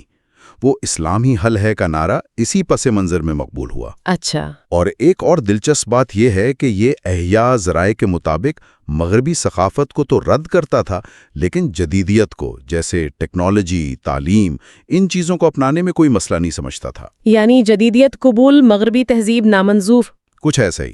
بعض تجزیہ کاروں نے تو اس کا موازنہ یورپ کی پروٹیسٹنٹ ریفارمیشن سے بھی کیا ہے کہ جیسے وہاں مذہب کی اصل خالص شکل کی طرف واپسی اور سماج سدھار کی بات تھی، یہاں بھی اسلام کی بنیاد پر معاشرے کی تشکیل نو کی کوشش تھی۔ اور وہ سماجی خدمات والی بات بھی اہم ہے نا، کہ اسلامی تنظیمیں صحت، تعلیم وغیرہ میں حکومتی خلا پور کر رہی تھیں۔ بالکل، یہ بھی ان کی مقبولیت کی ایک بڑی وجہ بنی۔ وہ زمینی سطح پر لوگوں کی زندگیاں بہتر بنانے کی کوشش کر رہے تھے۔ اور ذرائع آبادی میں اضافے کے کچھ اور اثرات بھی بتاتے ہیں، جیسے سرحدوں پر تنازعات یا مغرب کی طرف ہجرت کا دباؤ۔ جی ہاں، یہ بھی اسی سماجی اور آبادیاتی تبدیلی کا ایک پہلو تھا۔ آبادی کا دباؤ سرحدوں پر تناؤ بڑھاتا ہے اور لوگ بہتر مواقع کی تلاش میں باہر نکلتے ہیں۔ تو اب اگر مستقبل کی طرف دیکھیں، جو ان ذرائع میں بتایا گیا ہے، ایشیا کے بارے میں کیا پیش گوئی تھی؟ ایشیا کے لیے خیال یہ تھا کہ وہ جو بہت تیز رفتار ترقی تھی، وہ تو شاید کچھ کم ہو جائے گی۔ ظاہر ہے ہمیشہ ویسی نہیں رہ سکتی، لیکن اس کی میراث باقی رہے گی، یعنی دولت مند معاشرے اور عالمی نظام میں زیادہ اثر و رسوخ۔ اور خاص طور پر چین کا کردار؟ جی، چین کا عروج تو عالمی طاقت کے توازن کو آپ کہہ لیں مستقل طور پر بدل سکتا ہے۔ یہ ایک بڑی تبدیلی تھی۔ اور اسلامی احیاء کے مستقبل کے بارے میں کیا خیال تھا؟ کیا یہ رجحان بھی وقت کے ساتھ مدھم پڑ جائے گا؟ لیکن اس کی میراث بھی گہری ہوگی۔ کس طرح کی میراث؟ یعنی مسلم معاشروں میں اپنی اسلامی شناخت پر زیادہ زور، اور بین الاقوامی سطح پر مسلمانوں کے درمیان زیادہ مضبوط روابط۔ البتہ ایک سوال یہ بھی اٹھایا گیا کہ اگر یہ تحریکیں یا حکومتیں لوگوں کے سماجی اور معاشی مسائل حل نہ کر پائیں تو پھر کیا ہوگا؟ تو پھر مایوسی بھی پھیل سکتی ہے۔ یہ ایک اہم چیلنج تھا۔ تو خلاصہ یہ ہوا کہ 20ویں صدی کے آخر میں ہم نے دو بڑی غیر مغربی تہذیبوں کو مغرب کو چیلنج کرتے دیکھا، لیکن ان کی بنیادیں بالکل مختلف تھیں۔ ایشیا کی بنیاد معاشی طاقت تھی، جی، اور مسلم دنیا کی بنیاد بڑھتی ہوئی آبادی اور ایک ثقافتی مذہبی احیاء تھا۔ بالکل درست۔ اور یہاں ایک بات سوچنے کی یہ رہ جاتی ہے کہ جب یہ بنیادی محرکات، ایشیا کی تیز رفتار معاشی نمو اور مسلم دنیا میں نوجوان آبادی کا بڑا حصہ، جب یہ چیزیں بدلیں گی یا کم ہوں گی، تو پھر کیا ہوگا؟ ہاں، تو پھر ان تہذیبوں کا مغرب اور باقی دنیا کے ساتھ تعلق کیسے بدلے گا؟ کیا تعاون کے نئے راستے کھلیں گے یا مقابلے اور تناؤ کی نئی شکلیں سامنے آئیں گی؟ یہ وہ سوال ہے جس پر میرے خیال میں آگے بھی غور کرتے رہنا ہوگا۔ اگلا chapter 6 The Cultural Reconfiguration of Global Politics میں ہم سمجھیں گے کہ دنیا کے نقشے اب کلچر کے حساب سے دوبارہ بن رہے ہیں۔ Part 3 The Emerging Order of Civilizations. The Cultural Reconfiguration of Global Politics. Borders بدل سکتے ہیں، حکومتیں گر سکتی ہیں، لیکن اصل طاقت اب کلچرز کی ہے۔ پولیٹکس اب کلچرل بیٹل فیلڈ بن گئی ہے؟ آج ہم سرد جنگ کے بعد کی دنیا پر ایک گہری نظر ڈال رہے ہیں، ایک ایسی دنیا جہاں کہا جا رہا ہے کہ عالمی سیاست اب نظریات سے زیادہ ثقافتی اور تہذیبی خطوط پر چل رہی ہے۔ جی بالکل۔ اور اس کے لیے ہم سیمیوئل ہنٹنگٹن کی کتاب تہذیبوں کی کشمکش اس کے کچھ اہم نکات دیکھیں گے۔ بالکل۔ اور دیکھیں اس نئی دنیا میں بنیادی سوال اب یہ نہیں رہا کہ آپ کس کیمپ میں ہیں، اچھا، بلکہ سوال یہ ہے کہ آپ ہیں کون۔ ہنٹنگٹن کا جو استدلال ہے وہ یہ کہ ریاستیں اپنی شناخت، اپنے اتحاد وہ اب زیادہ تر ثقافت اور تہذیب کی بنیاد پر کر رہی ہیں۔ یعنی دوستیاں، دشمنیاں بھی اسی بنیاد پر؟ جی بالکل، اسی سے عالمی حرکیات بدل رہی ہیں۔ تو آج ہم یہی سمجھنے کی کوشش کریں گے کہ یہ جو ثقافتی شناختیں ہیں یہ عالمی صفبندیوں کو، تنازعات کو اور معاشی تعاون کو کیسے نئی شکل دے رہی ہیں۔ چلے تو پھر اس نقطے سے شروع کرتے ہیں کہ جدیدیت یعنی ماڈرنائزیشن لوگوں کو اپنی جڑوں کی طرف واپس لا رہی ہے۔ یہ بات تھوڑی حیران کن ہے نا؟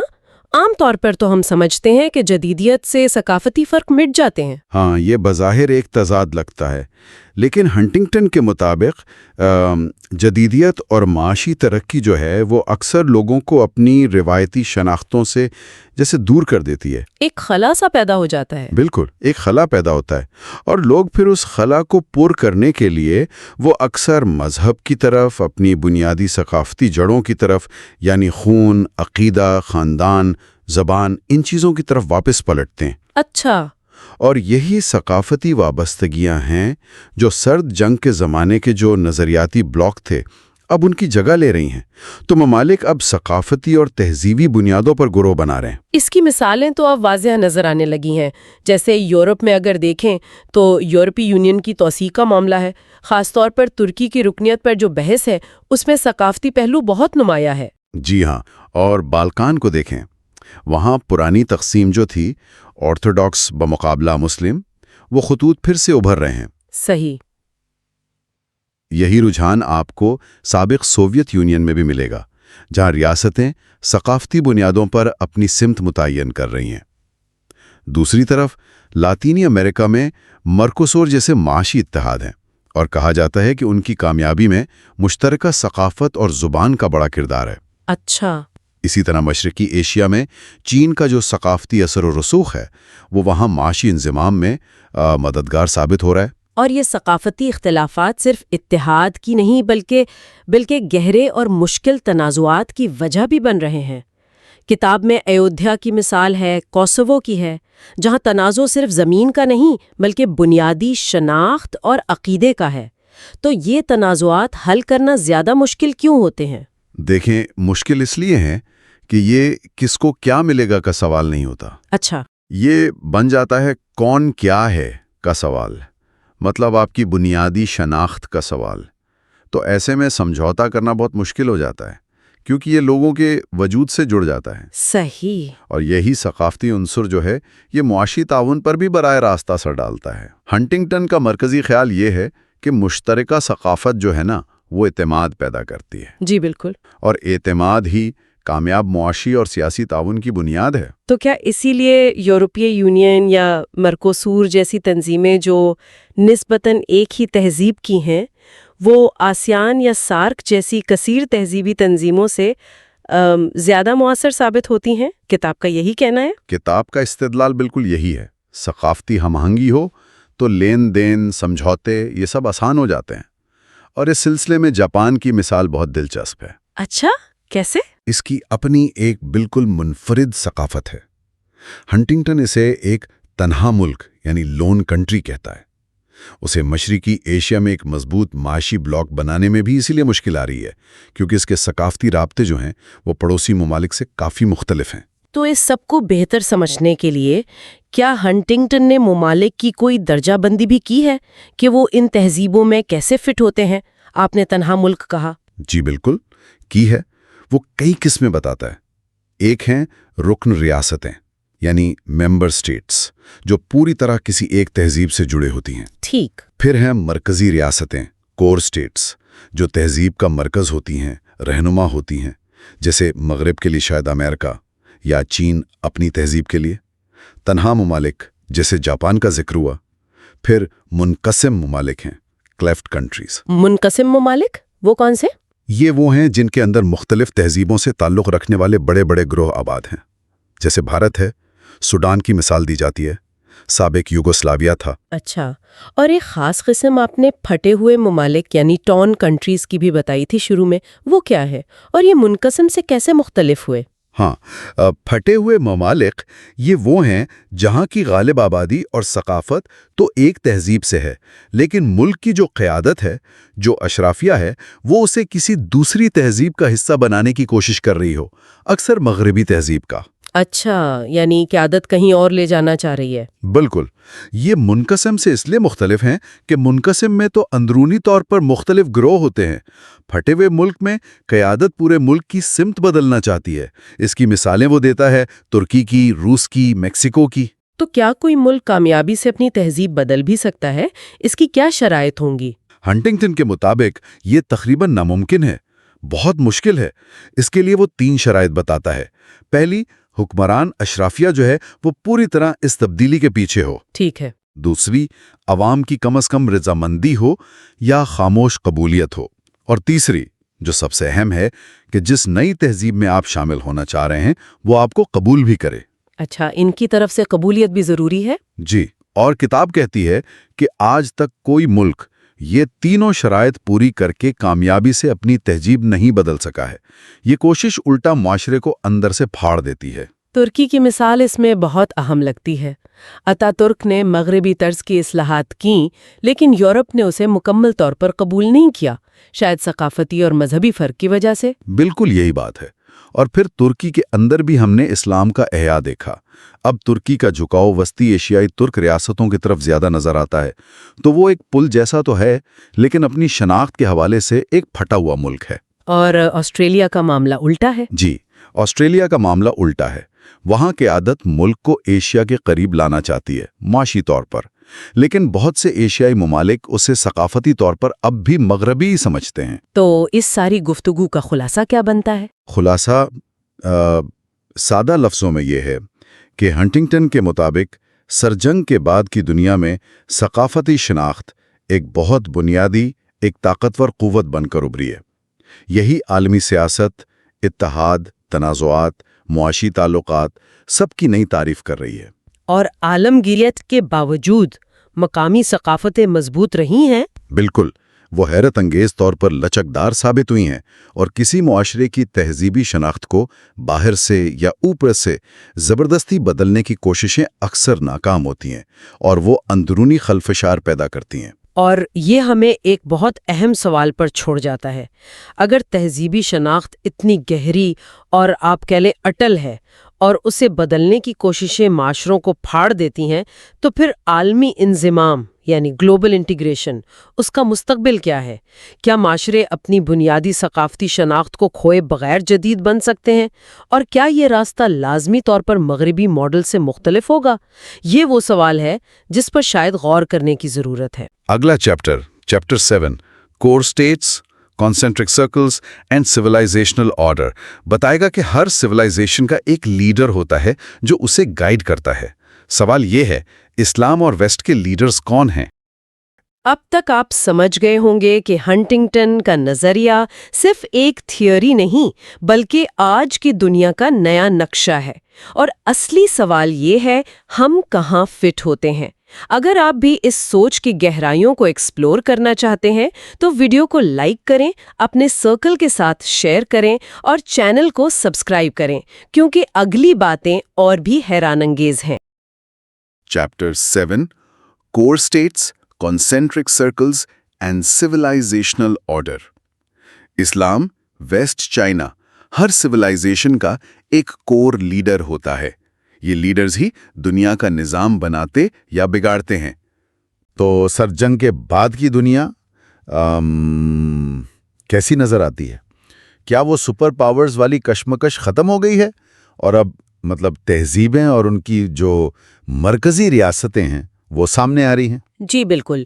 जो मवाद हम देख रहे हैं उसके मुताबिक तो यही लगता है कि दुनिया की सियासत अब तहजीबों के गिर्द घूम रही है। हर तहजीब में आप देखें एक या शायद ज्यादा मरकजी रियासतें होती हैं। अच्छा। اور یہ ریاستیں وہ ثقافتی طور پر جو ایک جیسے ملک ہیں انہیں اپنی طرف کھینچتی ہیں اور جو مختلف ہیں انہیں دور کرتی ہیں۔ تو آج ہم اسی نظریے پر بات کر رہے ہیں۔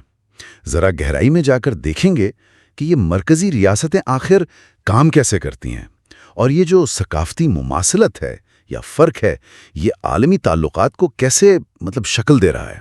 بالکل، خاص طور پر مغرب، پھر آرتھوڈاکس دنیا، چین اور اسلامی دنیا کی مثالیں دیکھیں گے۔ مقصد یہی سمجھنا ہے کہ یہ جو تہذیبی تقسیم ہے یہ عالمی نظام، اتحادوں اور ظاہر ہے تنازعات پر کیسے اثر انداز ہو رہی ہے۔ یہ ایک کافی دلچسپ زاویہ ہے آج کل کے عالمی واقعات کو سمجھنے کا۔ چلیں مغرب سے شروع کرتے ہیں۔ وہاں کیا ہو رہا ہے؟ یورپی یونین، نیٹو، ان کی توسیع؟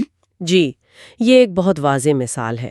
ایسا لگتا ہے کہ مغرب اپنی ثقافتی سرحدیں وہ متعین کر رہا ہے، اور یہ سرحدیں وہیں ختم ہوتی نظر آ رہی ہیں جہاں مغربی عیسائیت کی تاریخی حدود تھیں۔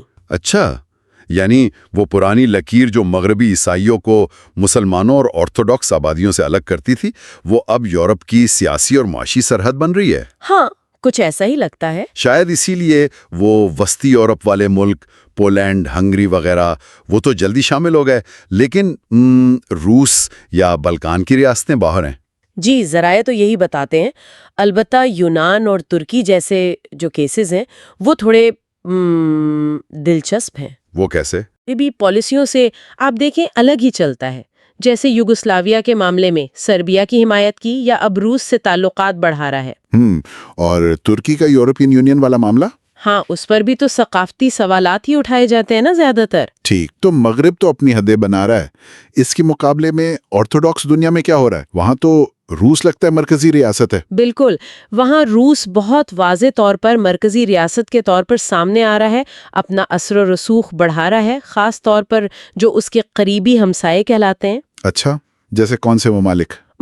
بیلاروس، مولڈووا، آرمینیا اور وسطی ایشیا کے کچھ حصے، خاص طور پر قازقستان کا شمالی علاقہ جہاں روسی آبادی کافی ہے۔ اور جارجیا پر جو فوجی دباؤ تھا وہ بھی اسی میں آتا ہے؟ جی، اسے بھی اسی تناظر میں دیکھا جا سکتا ہے۔ لیکن یوکرین کا معاملہ تو بہت خبروں میں رہا ہے، ذرا اسے کیسے دیکھتے ہیں؟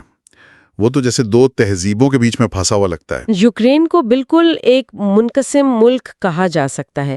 اس کا مغربی حصہ وہ یورپ کی طرف دیکھتا ہے، جبکہ مشرقی حصہ تاریخی اور ثقافتی طور پر روس سے قریب ہے۔ تو وہاں تو بڑے جھگڑے کا گھر تھا۔ خطرہ تو تھا بالکل، لیکن ذرائع یہ بھی بتاتے ہیں کہ شاید مشترکہ ثقافت اور گہرے تعلقات کی وجہ سے ملک جڑا رہے، لیکن ہاں روس کے اثر کے نیچے۔ اچھا، اب ذرا مشرق کا رخ کرتے ہیں۔ چین کی بات ہو رہی ہے، ایک عظیم تر چین کا تصور۔ یہ صرف چین کی اپنی سرزمین تک نہیں ہے؟ نہیں، یہ تصور آگے تک جاتا ہے۔ ہانگ کانگ، تائیوان، سنگاپور اور جنوب مشرقی ایشیا میں جو چینی کمیونٹیز پھیلی ہوئی ہیں وہ سب اس میں شامل سمجھی جاتی ہیں۔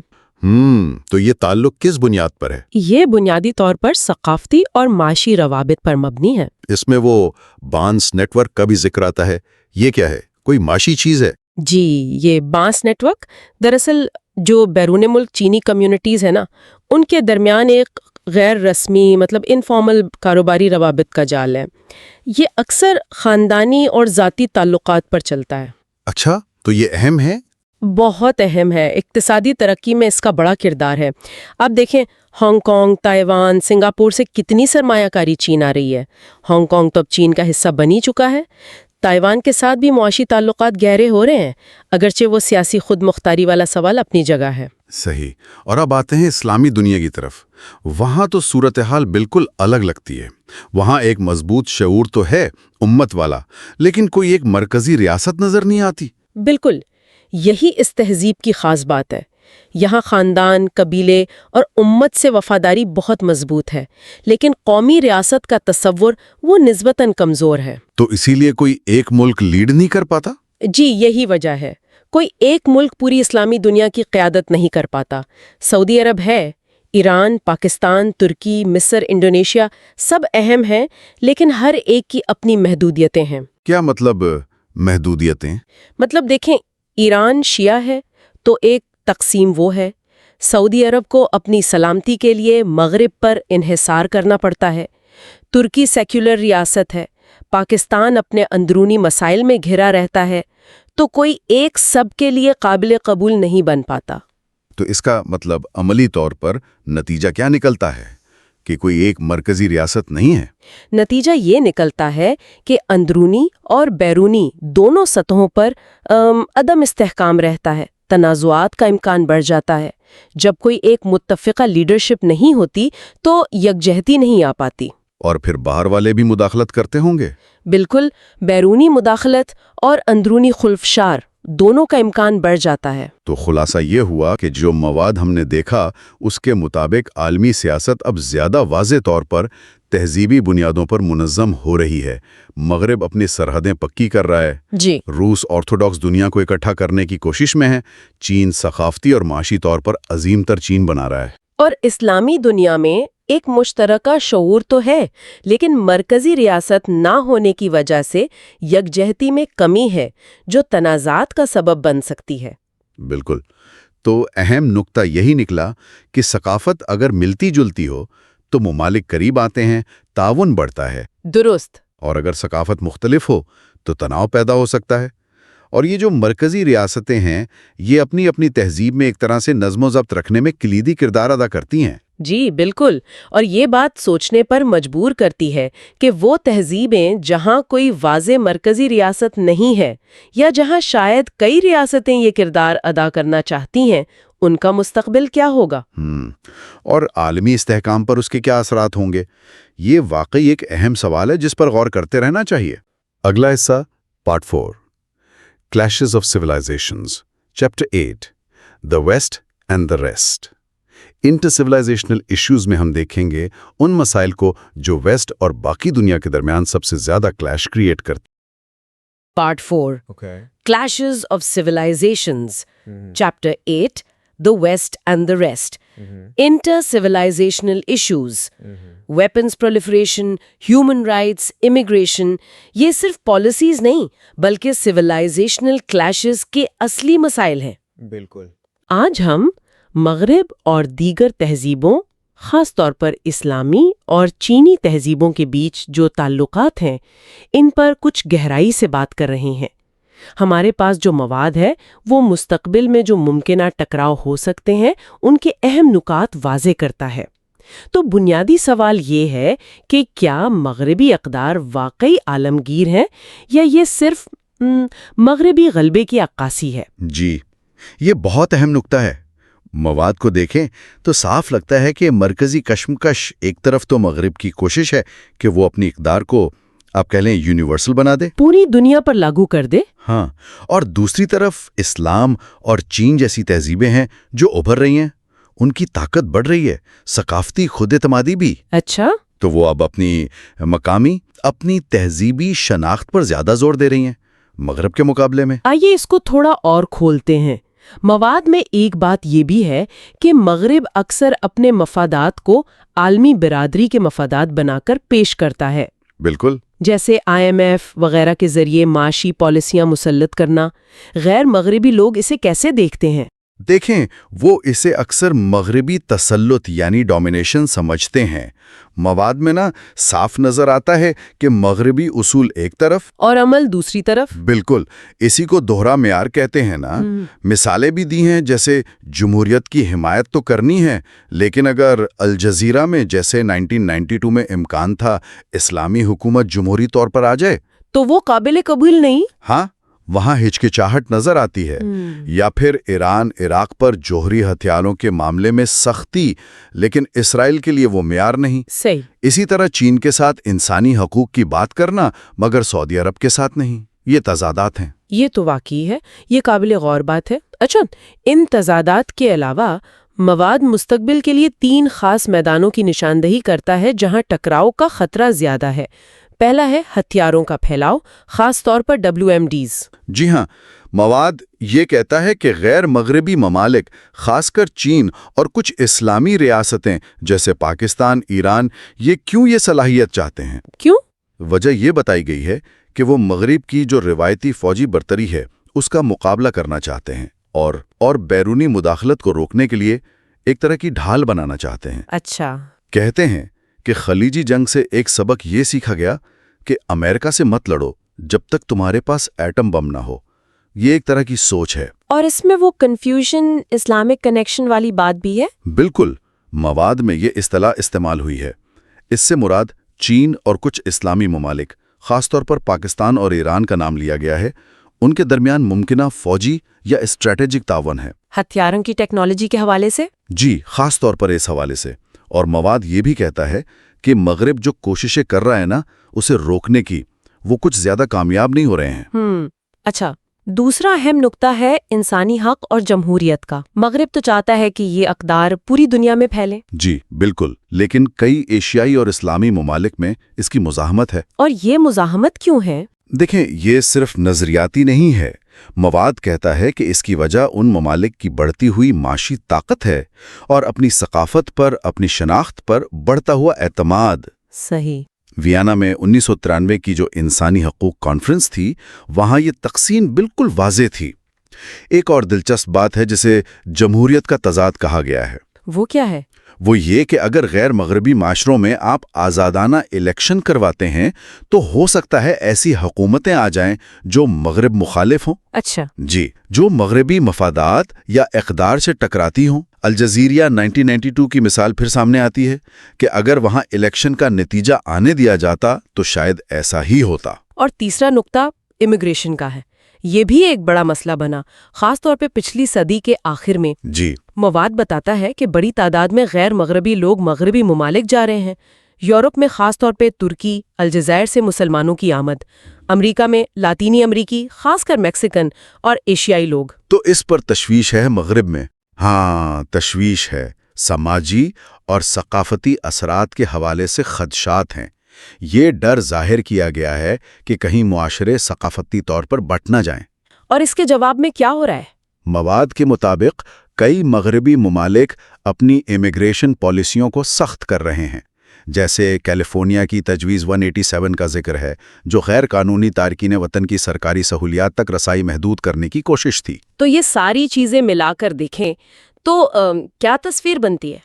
तस्वीर ये बनती है, खुलासा ये है कि मगरिब और बाकी दुनिया के ताल्लुकात एक बहुत नाजुक मोड़ पर हैं।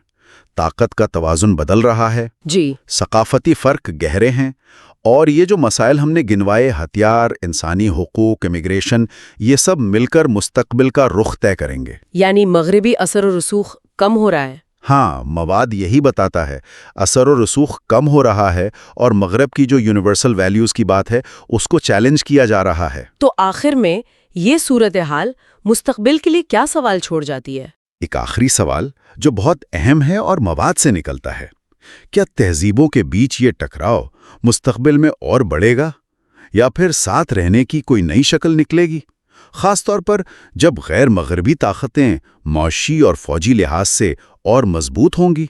ये वाकई एक बड़ा सवाल है। जी, और इसका जवाब ही आने वाले वक्त में आलमी सियासत की सिमत मुतय्यन करेगा।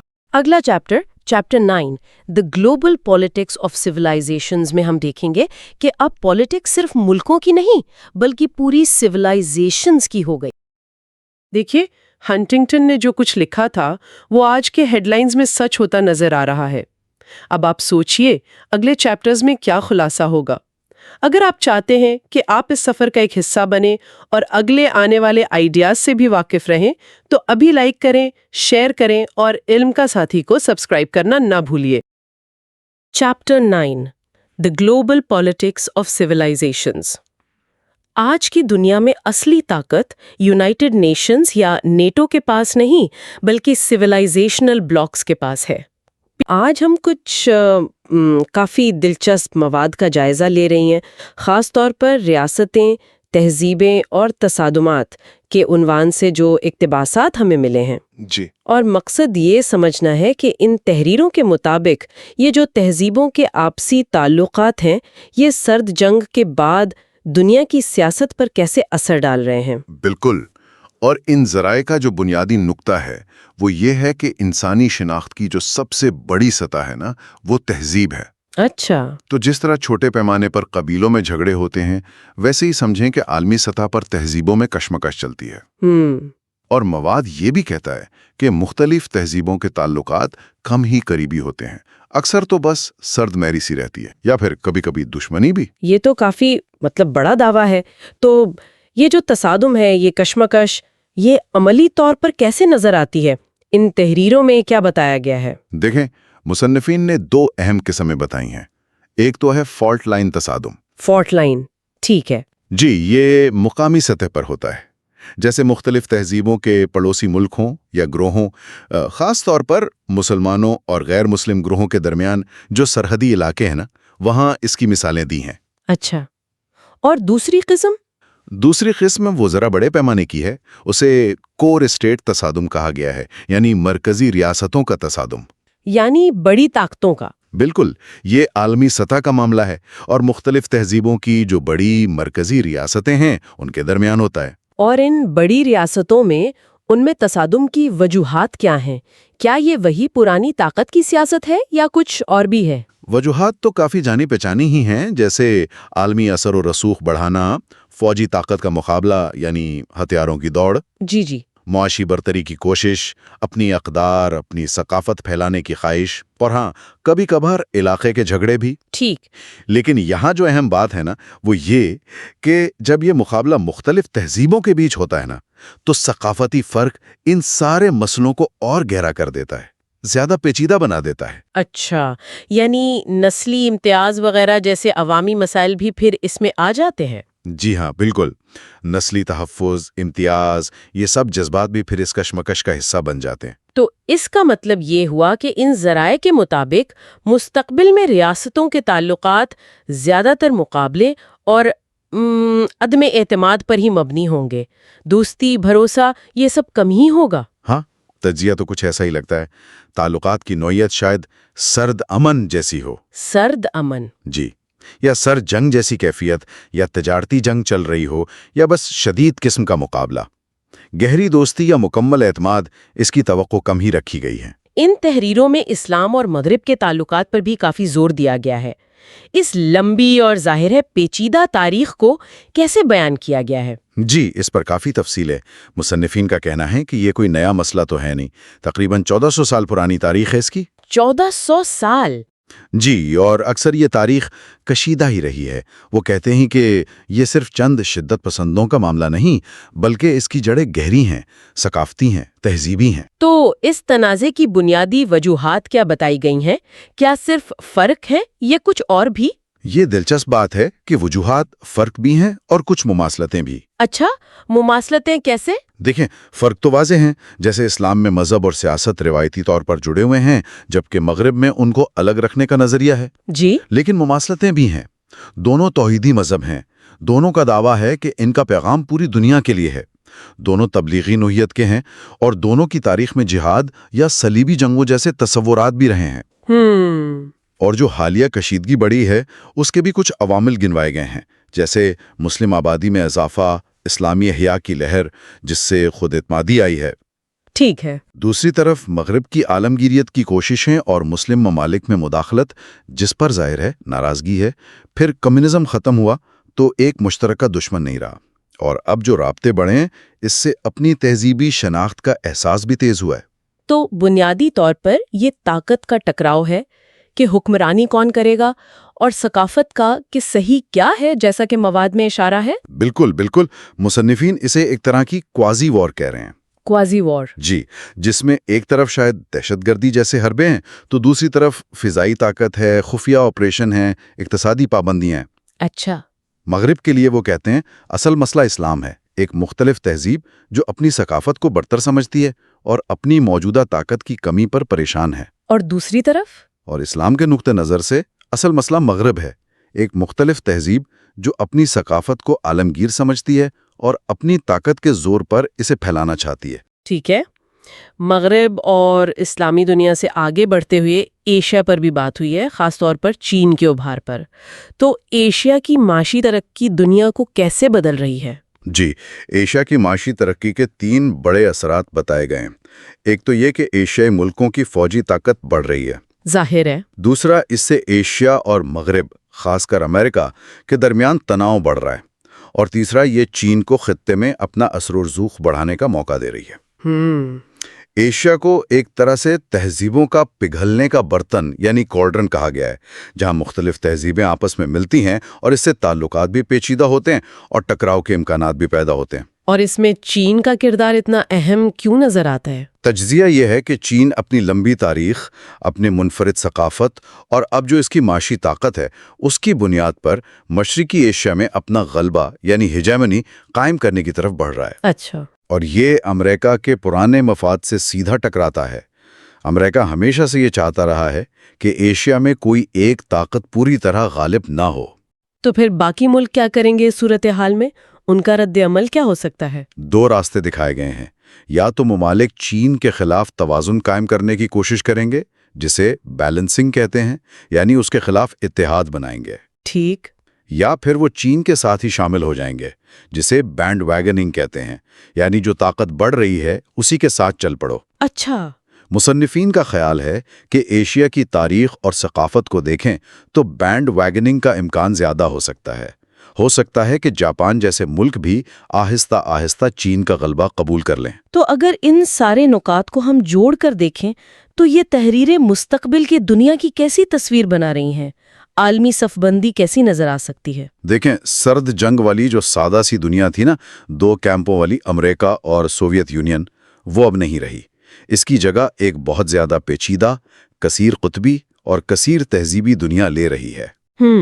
اور جو مرکزی کشمکش ہے وہ شاید مغرب اور اسے چیلنج کرنے والی تہذیبوں کے درمیان ہوگی، خاص طور پر اسلام اور چین، یعنی کنفیوشن تہذیب۔ اچھا، ایک کنفیوشن اسلامی اتحاد کا بھی ذکر ہے؟ جی، ایک ممکنہ بلاک کے طور پر اس کا ذکر ہے، جیسے پاکستان، ایران، چین مل کر مغرب کے خلاف ایک گروپ بنا لیں، اور روس اور بھارت جیسی تہذیبیں جنہیں جھولتی ہوئی یعنی سوئنگ تہذیبیں کہا گیا ہے، جو کسی ایک طرف پوری طرح نہیں ہے، ان کا کردار بہت اہم ہوگا، ان کے تعلقات بدلتے رہیں گے۔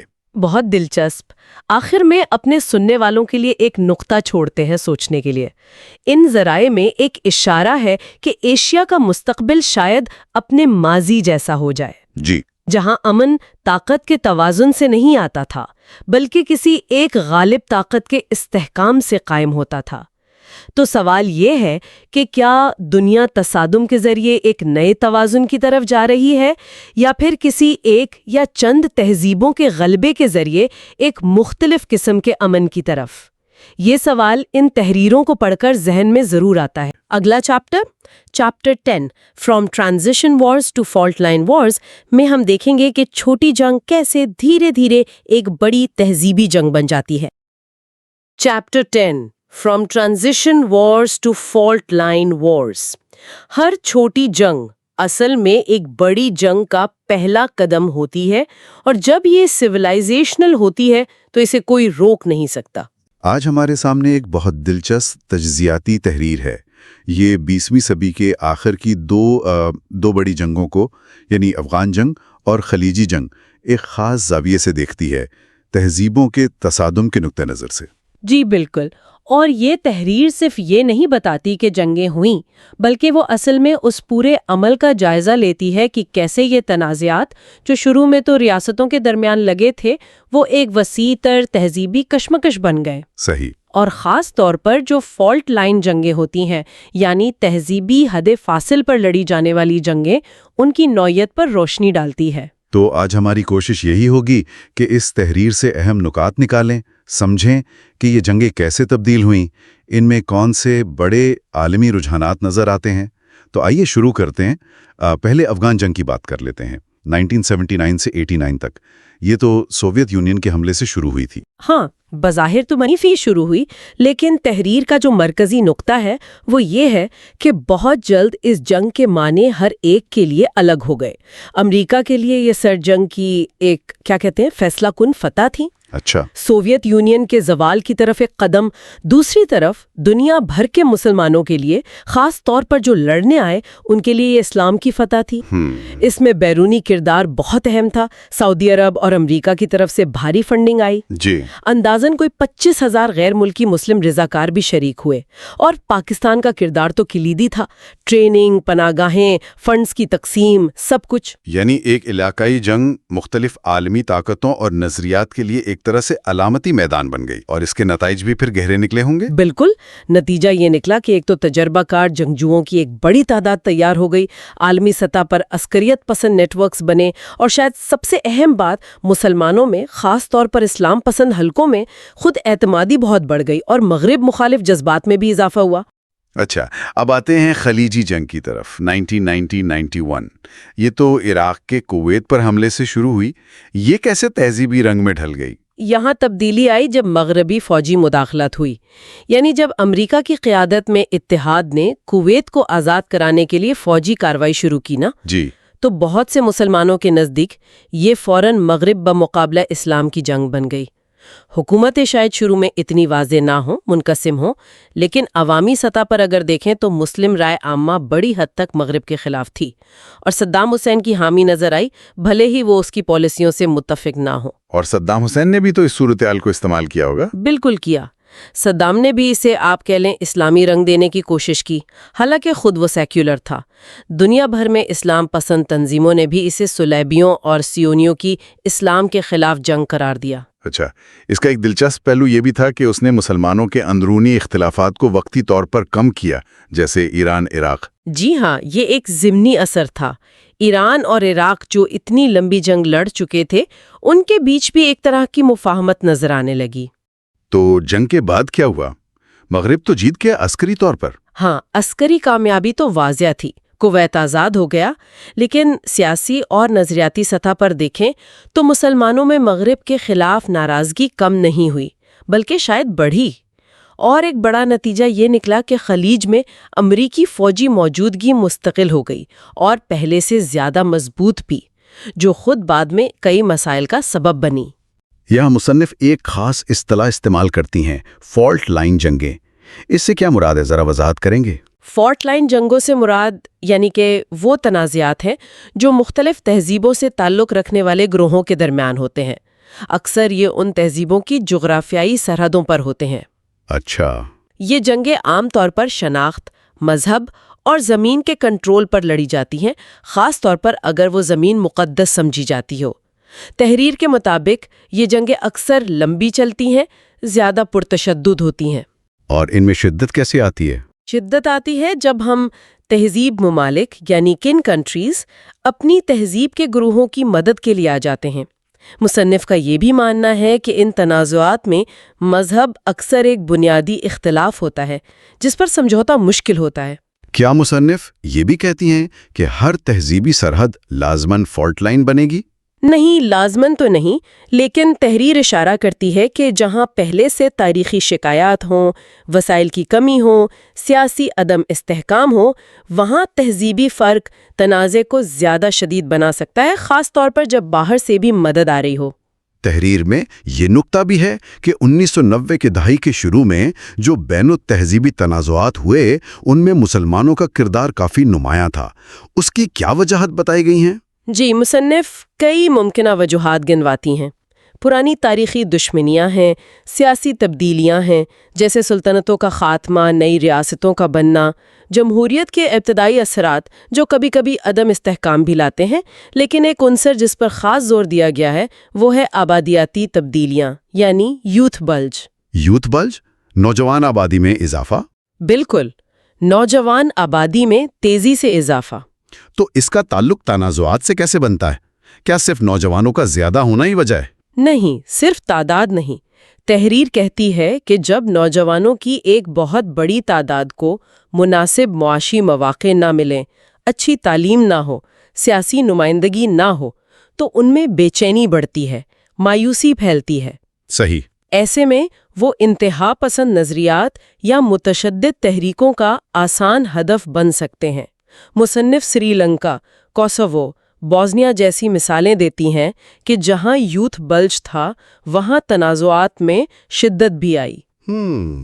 اس کے علاوہ مسلم دنیا میں کسی ایک غالب مرکزی ریاست کی کمی اور مجموعی آبادیاتی دباؤ کو بھی عوامل کے طور پر پیش کیا گیا ہے۔ تو خلاصہ یہ ہوا کہ یہ تحریر افغان اور خلیجی جنگوں کو روایتی ریاستی جنگوں سے آگے بڑھ کر تہذیبی تصادم میں تبدیل ہوتے ہوئے دیکھتی ہے۔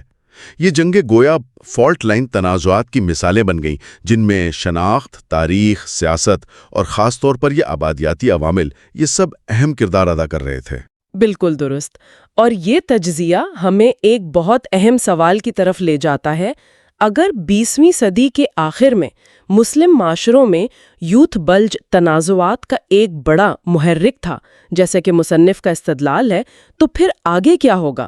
یعنی آنے والی دہائیوں میں جب یہ نسل بڑی ہو جائے گی، پختہ عمر کو پہنچے گی اور آبادی کا تناسب بدلے گا، تو کیا ہم مختلف علاقوں میں تنازعات کی نوعیت اور شدت میں کوئی تبدیلی دیکھیں گے؟ یہ واقعی یہ غور طلب نکتہ ہے۔ اگلا chapter 11 the dynamics of fault line wars ہمیں سمجھاتا ہے کہ جب جنگ شروع ہو جائے تو وہ اتنی آسانی سے رکتی کیوں؟ Chapter 11 the dynamics of fault line wars, جب سویلائزیشنز ٹکراتی ہیں۔ جنگ صرف ایک دن یا ایک سال کی نہیں ہوتی، وہ برسوں تک جلتی رہتی ہے۔ آج ہم مہذب تصادم، فالٹ لائن جنگوں کا تسلسل کے موضوع پر بات کر رہے ہیں۔ جو مواد ہمیں ملا ہے اس کی بنیاد پر کوشش یہ سمجھنے کی ہے کہ یہ فالٹ لائن تنازعات، مطلب تہذیبی سرحدوں پر جو لڑائیاں ہوتی ہیں، یہ کیسے شروع ہوتی ہیں، کیوں اتنی شدید ہو جاتی ہیں، اور انہیں روکنا وہ اتنا مشکل کیوں ہوتا ہے۔ جی بالکل، اور ان جنگوں کا ایک خاص پیٹرن ہوتا ہے۔ یہ اکثر مختلف تہذیبوں کے گروہوں کے درمیان ہوتی ہیں۔ ہم دیکھتے ہیں کہ شناختیں وہ بہت واضح، بہت سخت ہو جاتی ہیں۔ ہاں، مطلب وہ لکیریں کھینچ جاتی ہیں۔ بالکل، اور مذہب کا کردار اکثر مرکزی ہو جاتا ہے، اور پھر باہر کی طاقتیں وہ بھی شامل ہو جاتی ہیں۔ مواد میں یہ بات خاص طور پر نظر آتی ہے کہ جیسے ہی تشدد شروع ہوتا ہے نا، تو صورتحال بڑی تیزی سے ہم بمقابلہ وہ میں بدل جاتی ہے۔ جی، جو شناختیں پہلے شاید اتنی نمایاں نہ تھیں، وہ تنازع کا مرکز بن جاتی ہیں، سخت ہو جاتی ہیں۔ انہیں شناختی جنگیں بھی کہا گیا ہے۔ یہ تو بڑی پریشان کن تبدیلی ہے۔ ہاں، اور اس کا ایک نتیجہ یہ نکلتا ہے شناخت کے سخت ہونے کا کہ جو معتدل آوازیں ہوتی ہیں نا، وہ کمزور پڑ جاتی ہیں، وہ سائیڈ لائن ہو جاتی ہیں۔ اچھا، ذرائع میں کئی مثالیں ہیں، جیسے فلپائن میں مورو تنازع، سوڈان ہے، فلسطین اسرائیل، چیچنیا آپ دیکھیں تو ہر جگہ زیادہ شدت پسند گروہ وقت کے ساتھ زیادہ با اثر ہو گئے۔ اوہ، بوسنیا میں بھی یہی ہوا۔ وہاں جو مسلم پارٹی تھی SDA، اس کے اندر بھی علیجہ عزت بیگووچ کا جو زیادہ قوم پرست دھڑا تھا وہ حاوی ہو گیا۔ تو گویا وہ مفاہمت کی گنجائش ہی ختم ہو جاتی ہے۔ ایک تاجک رہنما کا قول بھی ہے کہ مفاہمت کی لغت بند ہو رہی ہے، میدان جنگ کی زبان شروع ہو رہی ہے۔ یہ تو صورتحال کو بالکل واضح کر دیتا ہے۔ بالکل، اور پھر مذہب کا کردار۔ ان جنگوں میں مذہب بہت بہت اہم ہو جاتا ہے۔ مذہبی شناخت اکثر سب سے اوپر آ جاتی ہے۔ اچھا، اس کی کیا وجہ ہے؟ اس کی آپ کہہ لیں 2 بڑی وجوہات ہیں۔ ایک تو نفسیاتی طور پر یہ کافر یا دشمن قوتوں کے خلاف جدوجہد کو ایک جواز، ایک تقدس بخشتی ہے۔ دوسری وجہ زیادہ عملی ہے، وہ یہ کہ اپنی وسیع تر تہذیبی برادری سے مدد حاصل کرنے کا یہ سب سے مؤثر طریقہ بن جاتا ہے۔ مذہب کے نام پر اپیل کرنا آسان ہوتا ہے۔ اچھا، تو مواد میں خاص طور پر مسلم گروہوں کا ذکر ہے کہ کیسے مقامی تنازعات جیسے آذربائیجان، تاجکستان، چچنیا، کشمیر میں وہ جلد ہی اسلام کے نام پر عالمی حمایت حاصل کرنے کی کوششوں میں بدل گئے۔ جی ہاں، یہاں تک کہ بوسنیا، جو ایک زمانے میں کافی سیکولر معاشرہ مانا جاتا تھا، جنگ کے دوران وہاں بھی مذہبی شناخت گہری ہوئی اور معاشرے پر وہ ایک اسلامی رنگ غالب آ گیا۔ جی یہ بہت اہم نکتہ ہے، اور اسی بیرونی مدد کی بات سے ایک اور تصور جڑتا ہے جسے ذرائع کنٹری سنڈروم کہتے ہیں، یعنی رشتہ دار ممالک کا کردار۔ کنٹری سنڈروم، اچھا یہ کیا ہے؟ بنیادی بات یہ ہے کہ یہ فالٹ لائن جنگیں صرف مقامی نہیں رہتی۔ دونوں فریق جو ہیں وہ اپنی تہذیب سے جڑے ممالک اور گروہوں سے مدد مانگتے ہیں۔ ان کو رشتہ دار ممالک یا کن کنٹریز کہا گیا ہے۔ ٹھیک، یہ مدد مالی ہو سکتی ہے، فوجی، سفارتی، علامتی، کسی بھی قسم کی۔ اور مواد یہ بھی بتاتا ہے کہ اس سے تنازع اور پھیلتا ہے اور پیچیدہ ہو جاتا ہے۔ مطلب اب صرف بنیادی لڑنے والے فریق نہیں رہتے۔ نہیں رہتے، بالکل۔ بلکہ ثانوی فریق بھی آ جاتے ہیں، جیسے بوسنیا جنگ میں سربیا اور کروشیا کی حکومتیں تھیں، جی، اور پھر ثالثی فریق بھی ہوتے ہیں، وہ بیرونی طاقتیں جو براہ راست تو نہیں لڑ رہی لیکن اپنا اثر و رسوخ استعمال کرتی ہیں، جیسے روس، جرمنی یا اسلامی ممالک۔ اور ہاں، وہ ڈائسپورا یعنی بیرون ملک مقیم آبادیاں، ان کا بھی بڑا کردار ہوتا ہے۔ نگورنو کاراباخ میں آرمینیائی کمیونٹی کی مثال دی گئی ہے۔ جی بالکل، اور بوسنیا کی جنگ تو اس کنٹری سنڈروم کی شاید سب سے واضح مثال ہے۔ آپ دیکھیں، مسلم دنیا نے خاص طور پر ایران، سعودی عربیہ، ترکی، انہوں نے بوسنیائی مسلمانوں کی بہت مدد کی۔ دوسری طرف آرتھوڈاکس دنیا جیسے روس اور یونان، وہ سربوں کی حمایت کر رہے تھے، اور مغربی ممالک جیسے جرمنی، ویٹیکن، بعد میں امریکہ، وہ کروٹوں کے حامی تھے۔ یہ بالکل تہذیبی بنیادوں پر سب بندی تھی۔ تو اگر یہ جنگیں اتنی پیچیدہ ہو جاتی ہیں، اتنی ساری طاقتیں ملوث ہو جاتی ہیں، تو پھر انہیں روکنا کیا یہ ممکن بھی ہے؟ مواد تو کہتا ہے کہ انتہائی مشکل کام ہے، اور یہ جنگیں اکثر مستقل طور پر ختم نہیں ہوتی، بس وقفے لیتی ہیں۔ بالکل درست۔ انہیں روکنے کے لیے عام طور پر 2 شرطیں پوری ہونی ضروری لگتی ہیں۔ اچھا، کیا ہے وہ؟ پہلی تو یہ کہ جو بنیادی لڑنے والے فریق ہیں وہ تھک جائیں، مطلب جانی اور مالی نقصان اتنا ہو جائے کہ ان میں مزید لڑنے کی ہمت نہ رہے۔ یعنی ایگزاسشن۔ جی بالکل۔ اور دوسری شرط یہ ہے کہ جو دلچسپی رکھنے والے ثانوی اور ثالثی فریق ہیں، یعنی باہر والے حمایتی، وہ مداخلت کریں اور اپنے اپنے حمایتی گروہوں پر سمجھوتے کے لیے دباؤ ڈالیں۔ اچھا، یعنی باہر والوں کا دباؤ ضروری ہے۔ بہت ضروری ہے۔ غیر جانبدار ثالث جن کا اپنا کوئی مفاد نہ ہو، وہ شاذ و نادر ہی کامیاب ہوتے ہیں۔ ان جنگوں میں مفادات کا کردار بہت اہم ہے۔ یہ تو پھر ایک بہت ہی پیچیدہ کھیل بن جاتا ہے۔ مواد میں اسے 3 سطحی کھیل کہا گیا ہے، یعنی مذاکرات 3 سطحوں پر ہو رہے ہوتے ہیں: لڑنے والوں کے درمیان، ان کے بیرونی حمایتیوں کے درمیان، اور پھر ان بیرونی طاقتوں کے آپس میں۔ بالکل۔ اور اکثر، جیسا کہ کہا گیا، امن کی قیمت اپنوں سے غداری سمجھی جاتی ہے۔ ملوسووچ کی مثال دی گئی ہے کہ کیسے اس نے بوسنیائی سربوں پر دباؤ ڈالا ڈیٹن معاہدے کے لیے۔ جی، اور حقیقت یہ ہے کہ کوئی بھی معاہدہ، چاہے وہ وقتی ہی کیوں نہ ہو، تبھی چلتا ہے جب وہ زمینی حقائق کی عکاسی کرے، یعنی طاقت کا توازن کیا ہے اور بیرونی طاقتوں کے مفادات کیا ہیں۔ جب تک یہ چیزیں معاہدے کے حق میں نہ ہوں، پائیدار امن مشکل لگتا ہے۔ تو آخر میں سوال یہی ذہن میں آتا ہے کہ کیا یہ فالٹ لائن جنگیں واقعی کبھی ختم ہو سکتی ہیں، یا جیسا کہ مواد اشارہ کر رہا ہے، یہ صرف وقفے لیتی ہیں اور پھر سے بھڑک سکتی ہیں؟ یہ بہت گہرا سوال ہے۔ ذرائع میں ایک دلچسپ موازنہ کیا گیا ہے بوسنیا کی جنگ کا ہسپانی خانہ جنگی سے۔ کہا گیا کہ ہسپانوی جنگ نظریاتی تھی، آئیڈیالوجی کی جنگ تھی، جبکہ بوسنیا کی جنگ تہذیبی تھی۔ ہسپانی خانہ جنگی کو دوسری جنگ عظیم کا پیش خیمہ کہا جاتا ہے۔ تو سوال یہ اٹھتا ہے کہ کیا بوسنیا اور اس جیسی دوسری فالٹ لائن جنگیں، کیا یہ بھی تہذیبوں کے درمیان جاری کسی وسیع-تر، کسی لمبی جنگ کے محض مختلف ابواب ہیں؟ یہ ایک ایسی سوچ ہے جو واقعی غور طلب ہے۔ اگلا حصہ، part 5، The Future of Civilizations، Chapter 12، The West، Civilizations and Civilization میں سب سے بڑا سوال اٹھتا ہے، کیا دنیا ایک گلوبل سویلائزیشن بن سکتی ہے یا ہمیشہ لڑتی رہے؟ حصہ پنجم، تہذیبوں کا مستقبل، باب 12، مغرب تہذیبیں اور تہذیب۔ انسانیت کا آخری امتحان یہ ہے، کیا ہم ایک عالمی تہذیب بنا پائیں گے یا ہمیشہ متعدد تہذیبوں کے میدان جنگ میں جئیں گے؟ آج ہم سیموئل ہنٹنگٹن کی مشہور کتاب تہذیبوں کا تصادم کے ایک کافی اہم حصے پر بات کر رہے ہیں۔ جی، بنیادی سوال یہ ہے کہ کیا مغربی تہذیب، جس کا پچھلی کئی صدیوں سے دنیا پر گہرا اثر رہا ہے، کیا وہ اب زوال کی طرف جا رہی ہے؟ یا اس میں اب بھی خود کو سنبھالنے اور ایک طرح سے نیا جنم لینے کی صلاحیت باقی ہے؟ بالکل۔ تاریخ تو یہی بتاتی ہے کہ بڑی تہذیبیں عروج پر پہنچ کر خود کو شاید لازوال سمجھنے لگتی ہیں۔ جی ہاں۔ اور پھر زوال کا شکار ہو جاتی ہیں۔ تو کیا مغرب کی کہانی مختلف ہوگی؟ یہ ہے اصل سوال۔ یہ سوال واقعی بہت اہم ہے۔ دیکھیں، ماخذ اس بات پر زور دیتا ہے کہ بھلے 1500 کے بعد سے مغرب کا عالمی اثر و رسوخ بہت زیادہ رہا ہے، لیکن اس کا مطلب یہ نہیں کہ وہ تاریخ کے جو عمومی اصول ہیں ان سے بالکل ہی آزاد ہے۔ اچھا، جیسے کیرول کوئگلی کا ذکر آتا ہے، جنہوں نے تہذیبوں کے عروج و زوال کے آپ کہہ لیں 7 مراحل بتائے ہیں۔ تو مؤخذ کا اشارہ یہ ہے کہ مغرب شاید اب اپنے سنہرے دور یا جسے آفاقی ریاست کا مرحلہ کہتے ہیں اس میں ہے۔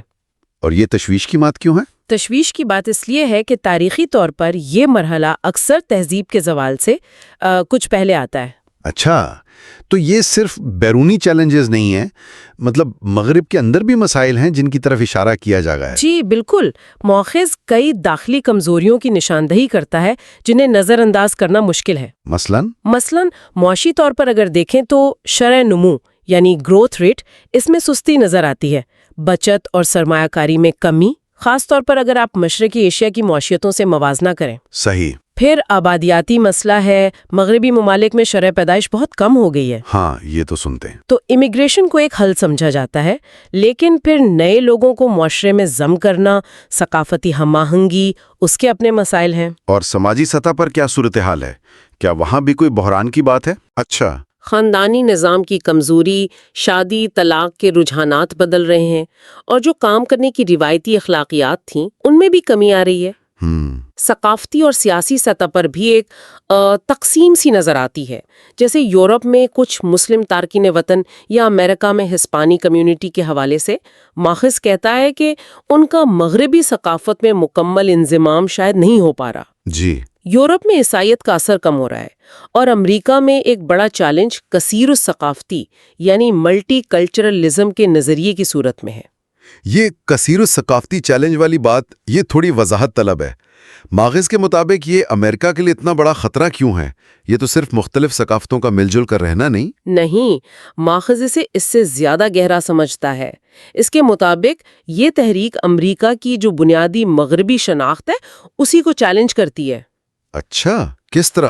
یہ نظریہ کہتا ہے کہ امریکہ کسی ایک یعنی مغربی تہذیب کا حصہ نہیں، بلکہ وہ مختلف برابر کی تہذیبوں کا ایک مجموعہ ہے۔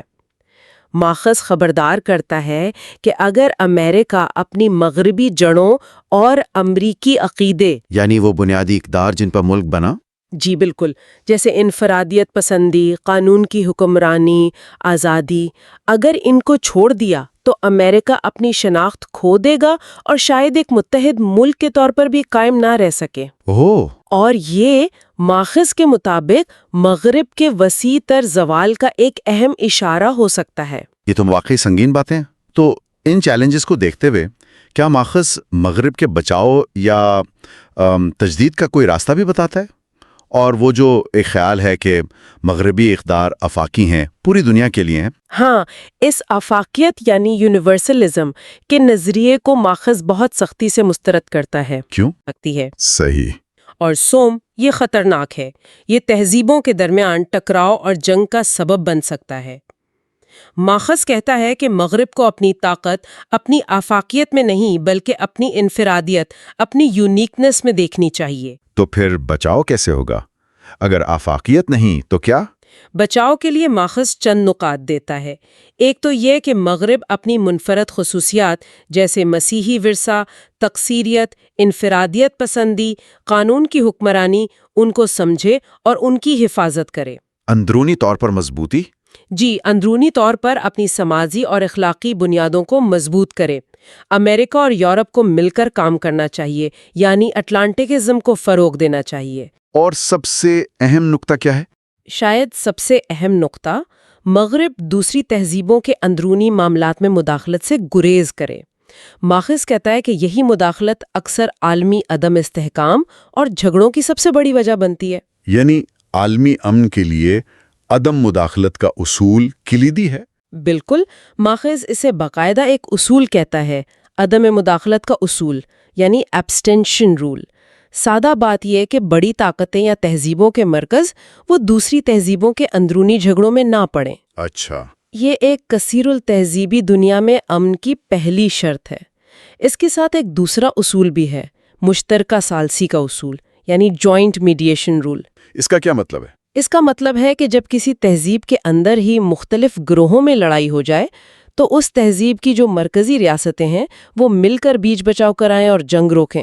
تو خلاصہ یہ ہوا کہ ماخذ مغربی تہذیب کو ایک اب کہہ لیں دوراہے پر دیکھ رہا ہے۔ ایک طرف اندرونی کمزوریاں ہیں، بیرونی چیلنجز ہیں، زوال کا خطرہ ہے، جی، تو دوسری طرف اپنی منفرد شناخت کو پہچان کر داخلی اصلاحات کر کے اور ایک کثیر التہذیبی دنیا میں عدم مداخلت کے اصول پر چل کر آگے بڑھنے کا امکان بھی ہے۔ جی ہاں، بالکل۔ اور آخر میں ماخوذ ایک اور بہت گہرا سوال اٹھاتا ہے جس پر ہمیں سوچنا چاہیے۔ وہ کیا ہے؟ کیا مستقبل کا اصل اور سب سے بڑا تصادم مختلف تہذیبوں کے بیچ ہوگا، یا یہ تصادم خود تہذیب یعنی سویلائزیشن اور بربریت یعنی باربیرزم کے درمیان ہوگا؟ یعنی مہذب قوتیں مقابلہ غیر مہذب قوتیں؟ بالکل، وہ قوتیں جو امن، علم، انسانیت کی قدر کرتی ہیں، مقابلہ وہ جو انتشار، تشدد اور جہالت پھیلاتی ہیں۔ اگر ایسا ہے تو پھر دنیا کی تمام بڑی تہذیبوں کو اپنے اختلافات کے باوجود شاید اس مشترکہ خطرے کے خلاف اکٹھا ہونا پڑے گا، ورنہ وہ سب ایک ایک کر کے اس بربریت کا شکار ہو سکتی ہیں۔ یہ ایک اہم نقطہ ہے غور کرنے کے لیے۔ یہ تھا ہنٹنگٹن کا سب سے متنازع جواب۔ ایک ہی تہذیب کا خواب مشکل ہے، لیکن بقائے باہمی اب بھی ممکن ہے۔ سوال یہ ہے، کیا انسانیت اس راستے کا انتخاب کرے گی؟ اچھا تو دوستو، بس یہ تھی آج کی ویڈیو۔ یہاں پہ اب اس کا اختتام کرتے ہیں۔ اگر آپ کو یہ ویڈیو پسند آئی ہو تو لائک ضرور کریں، اپنے دوستوں کے ساتھ شیئر کریں، اور علم کا ساتھی کو سبسکرائب کرنا نہ بھولیں۔ تعلیم کا آپ کا ہمسفر۔ نئی ویڈیوز کے لیے بیل آئیکن بھی دبا دیں تاکہ کوئی بھی علم بھری بات آپ تک سب سے پہلے پہنچے۔ ملتے اگلے ویڈیو میں، تب تک کے لیے اللہ حافظ۔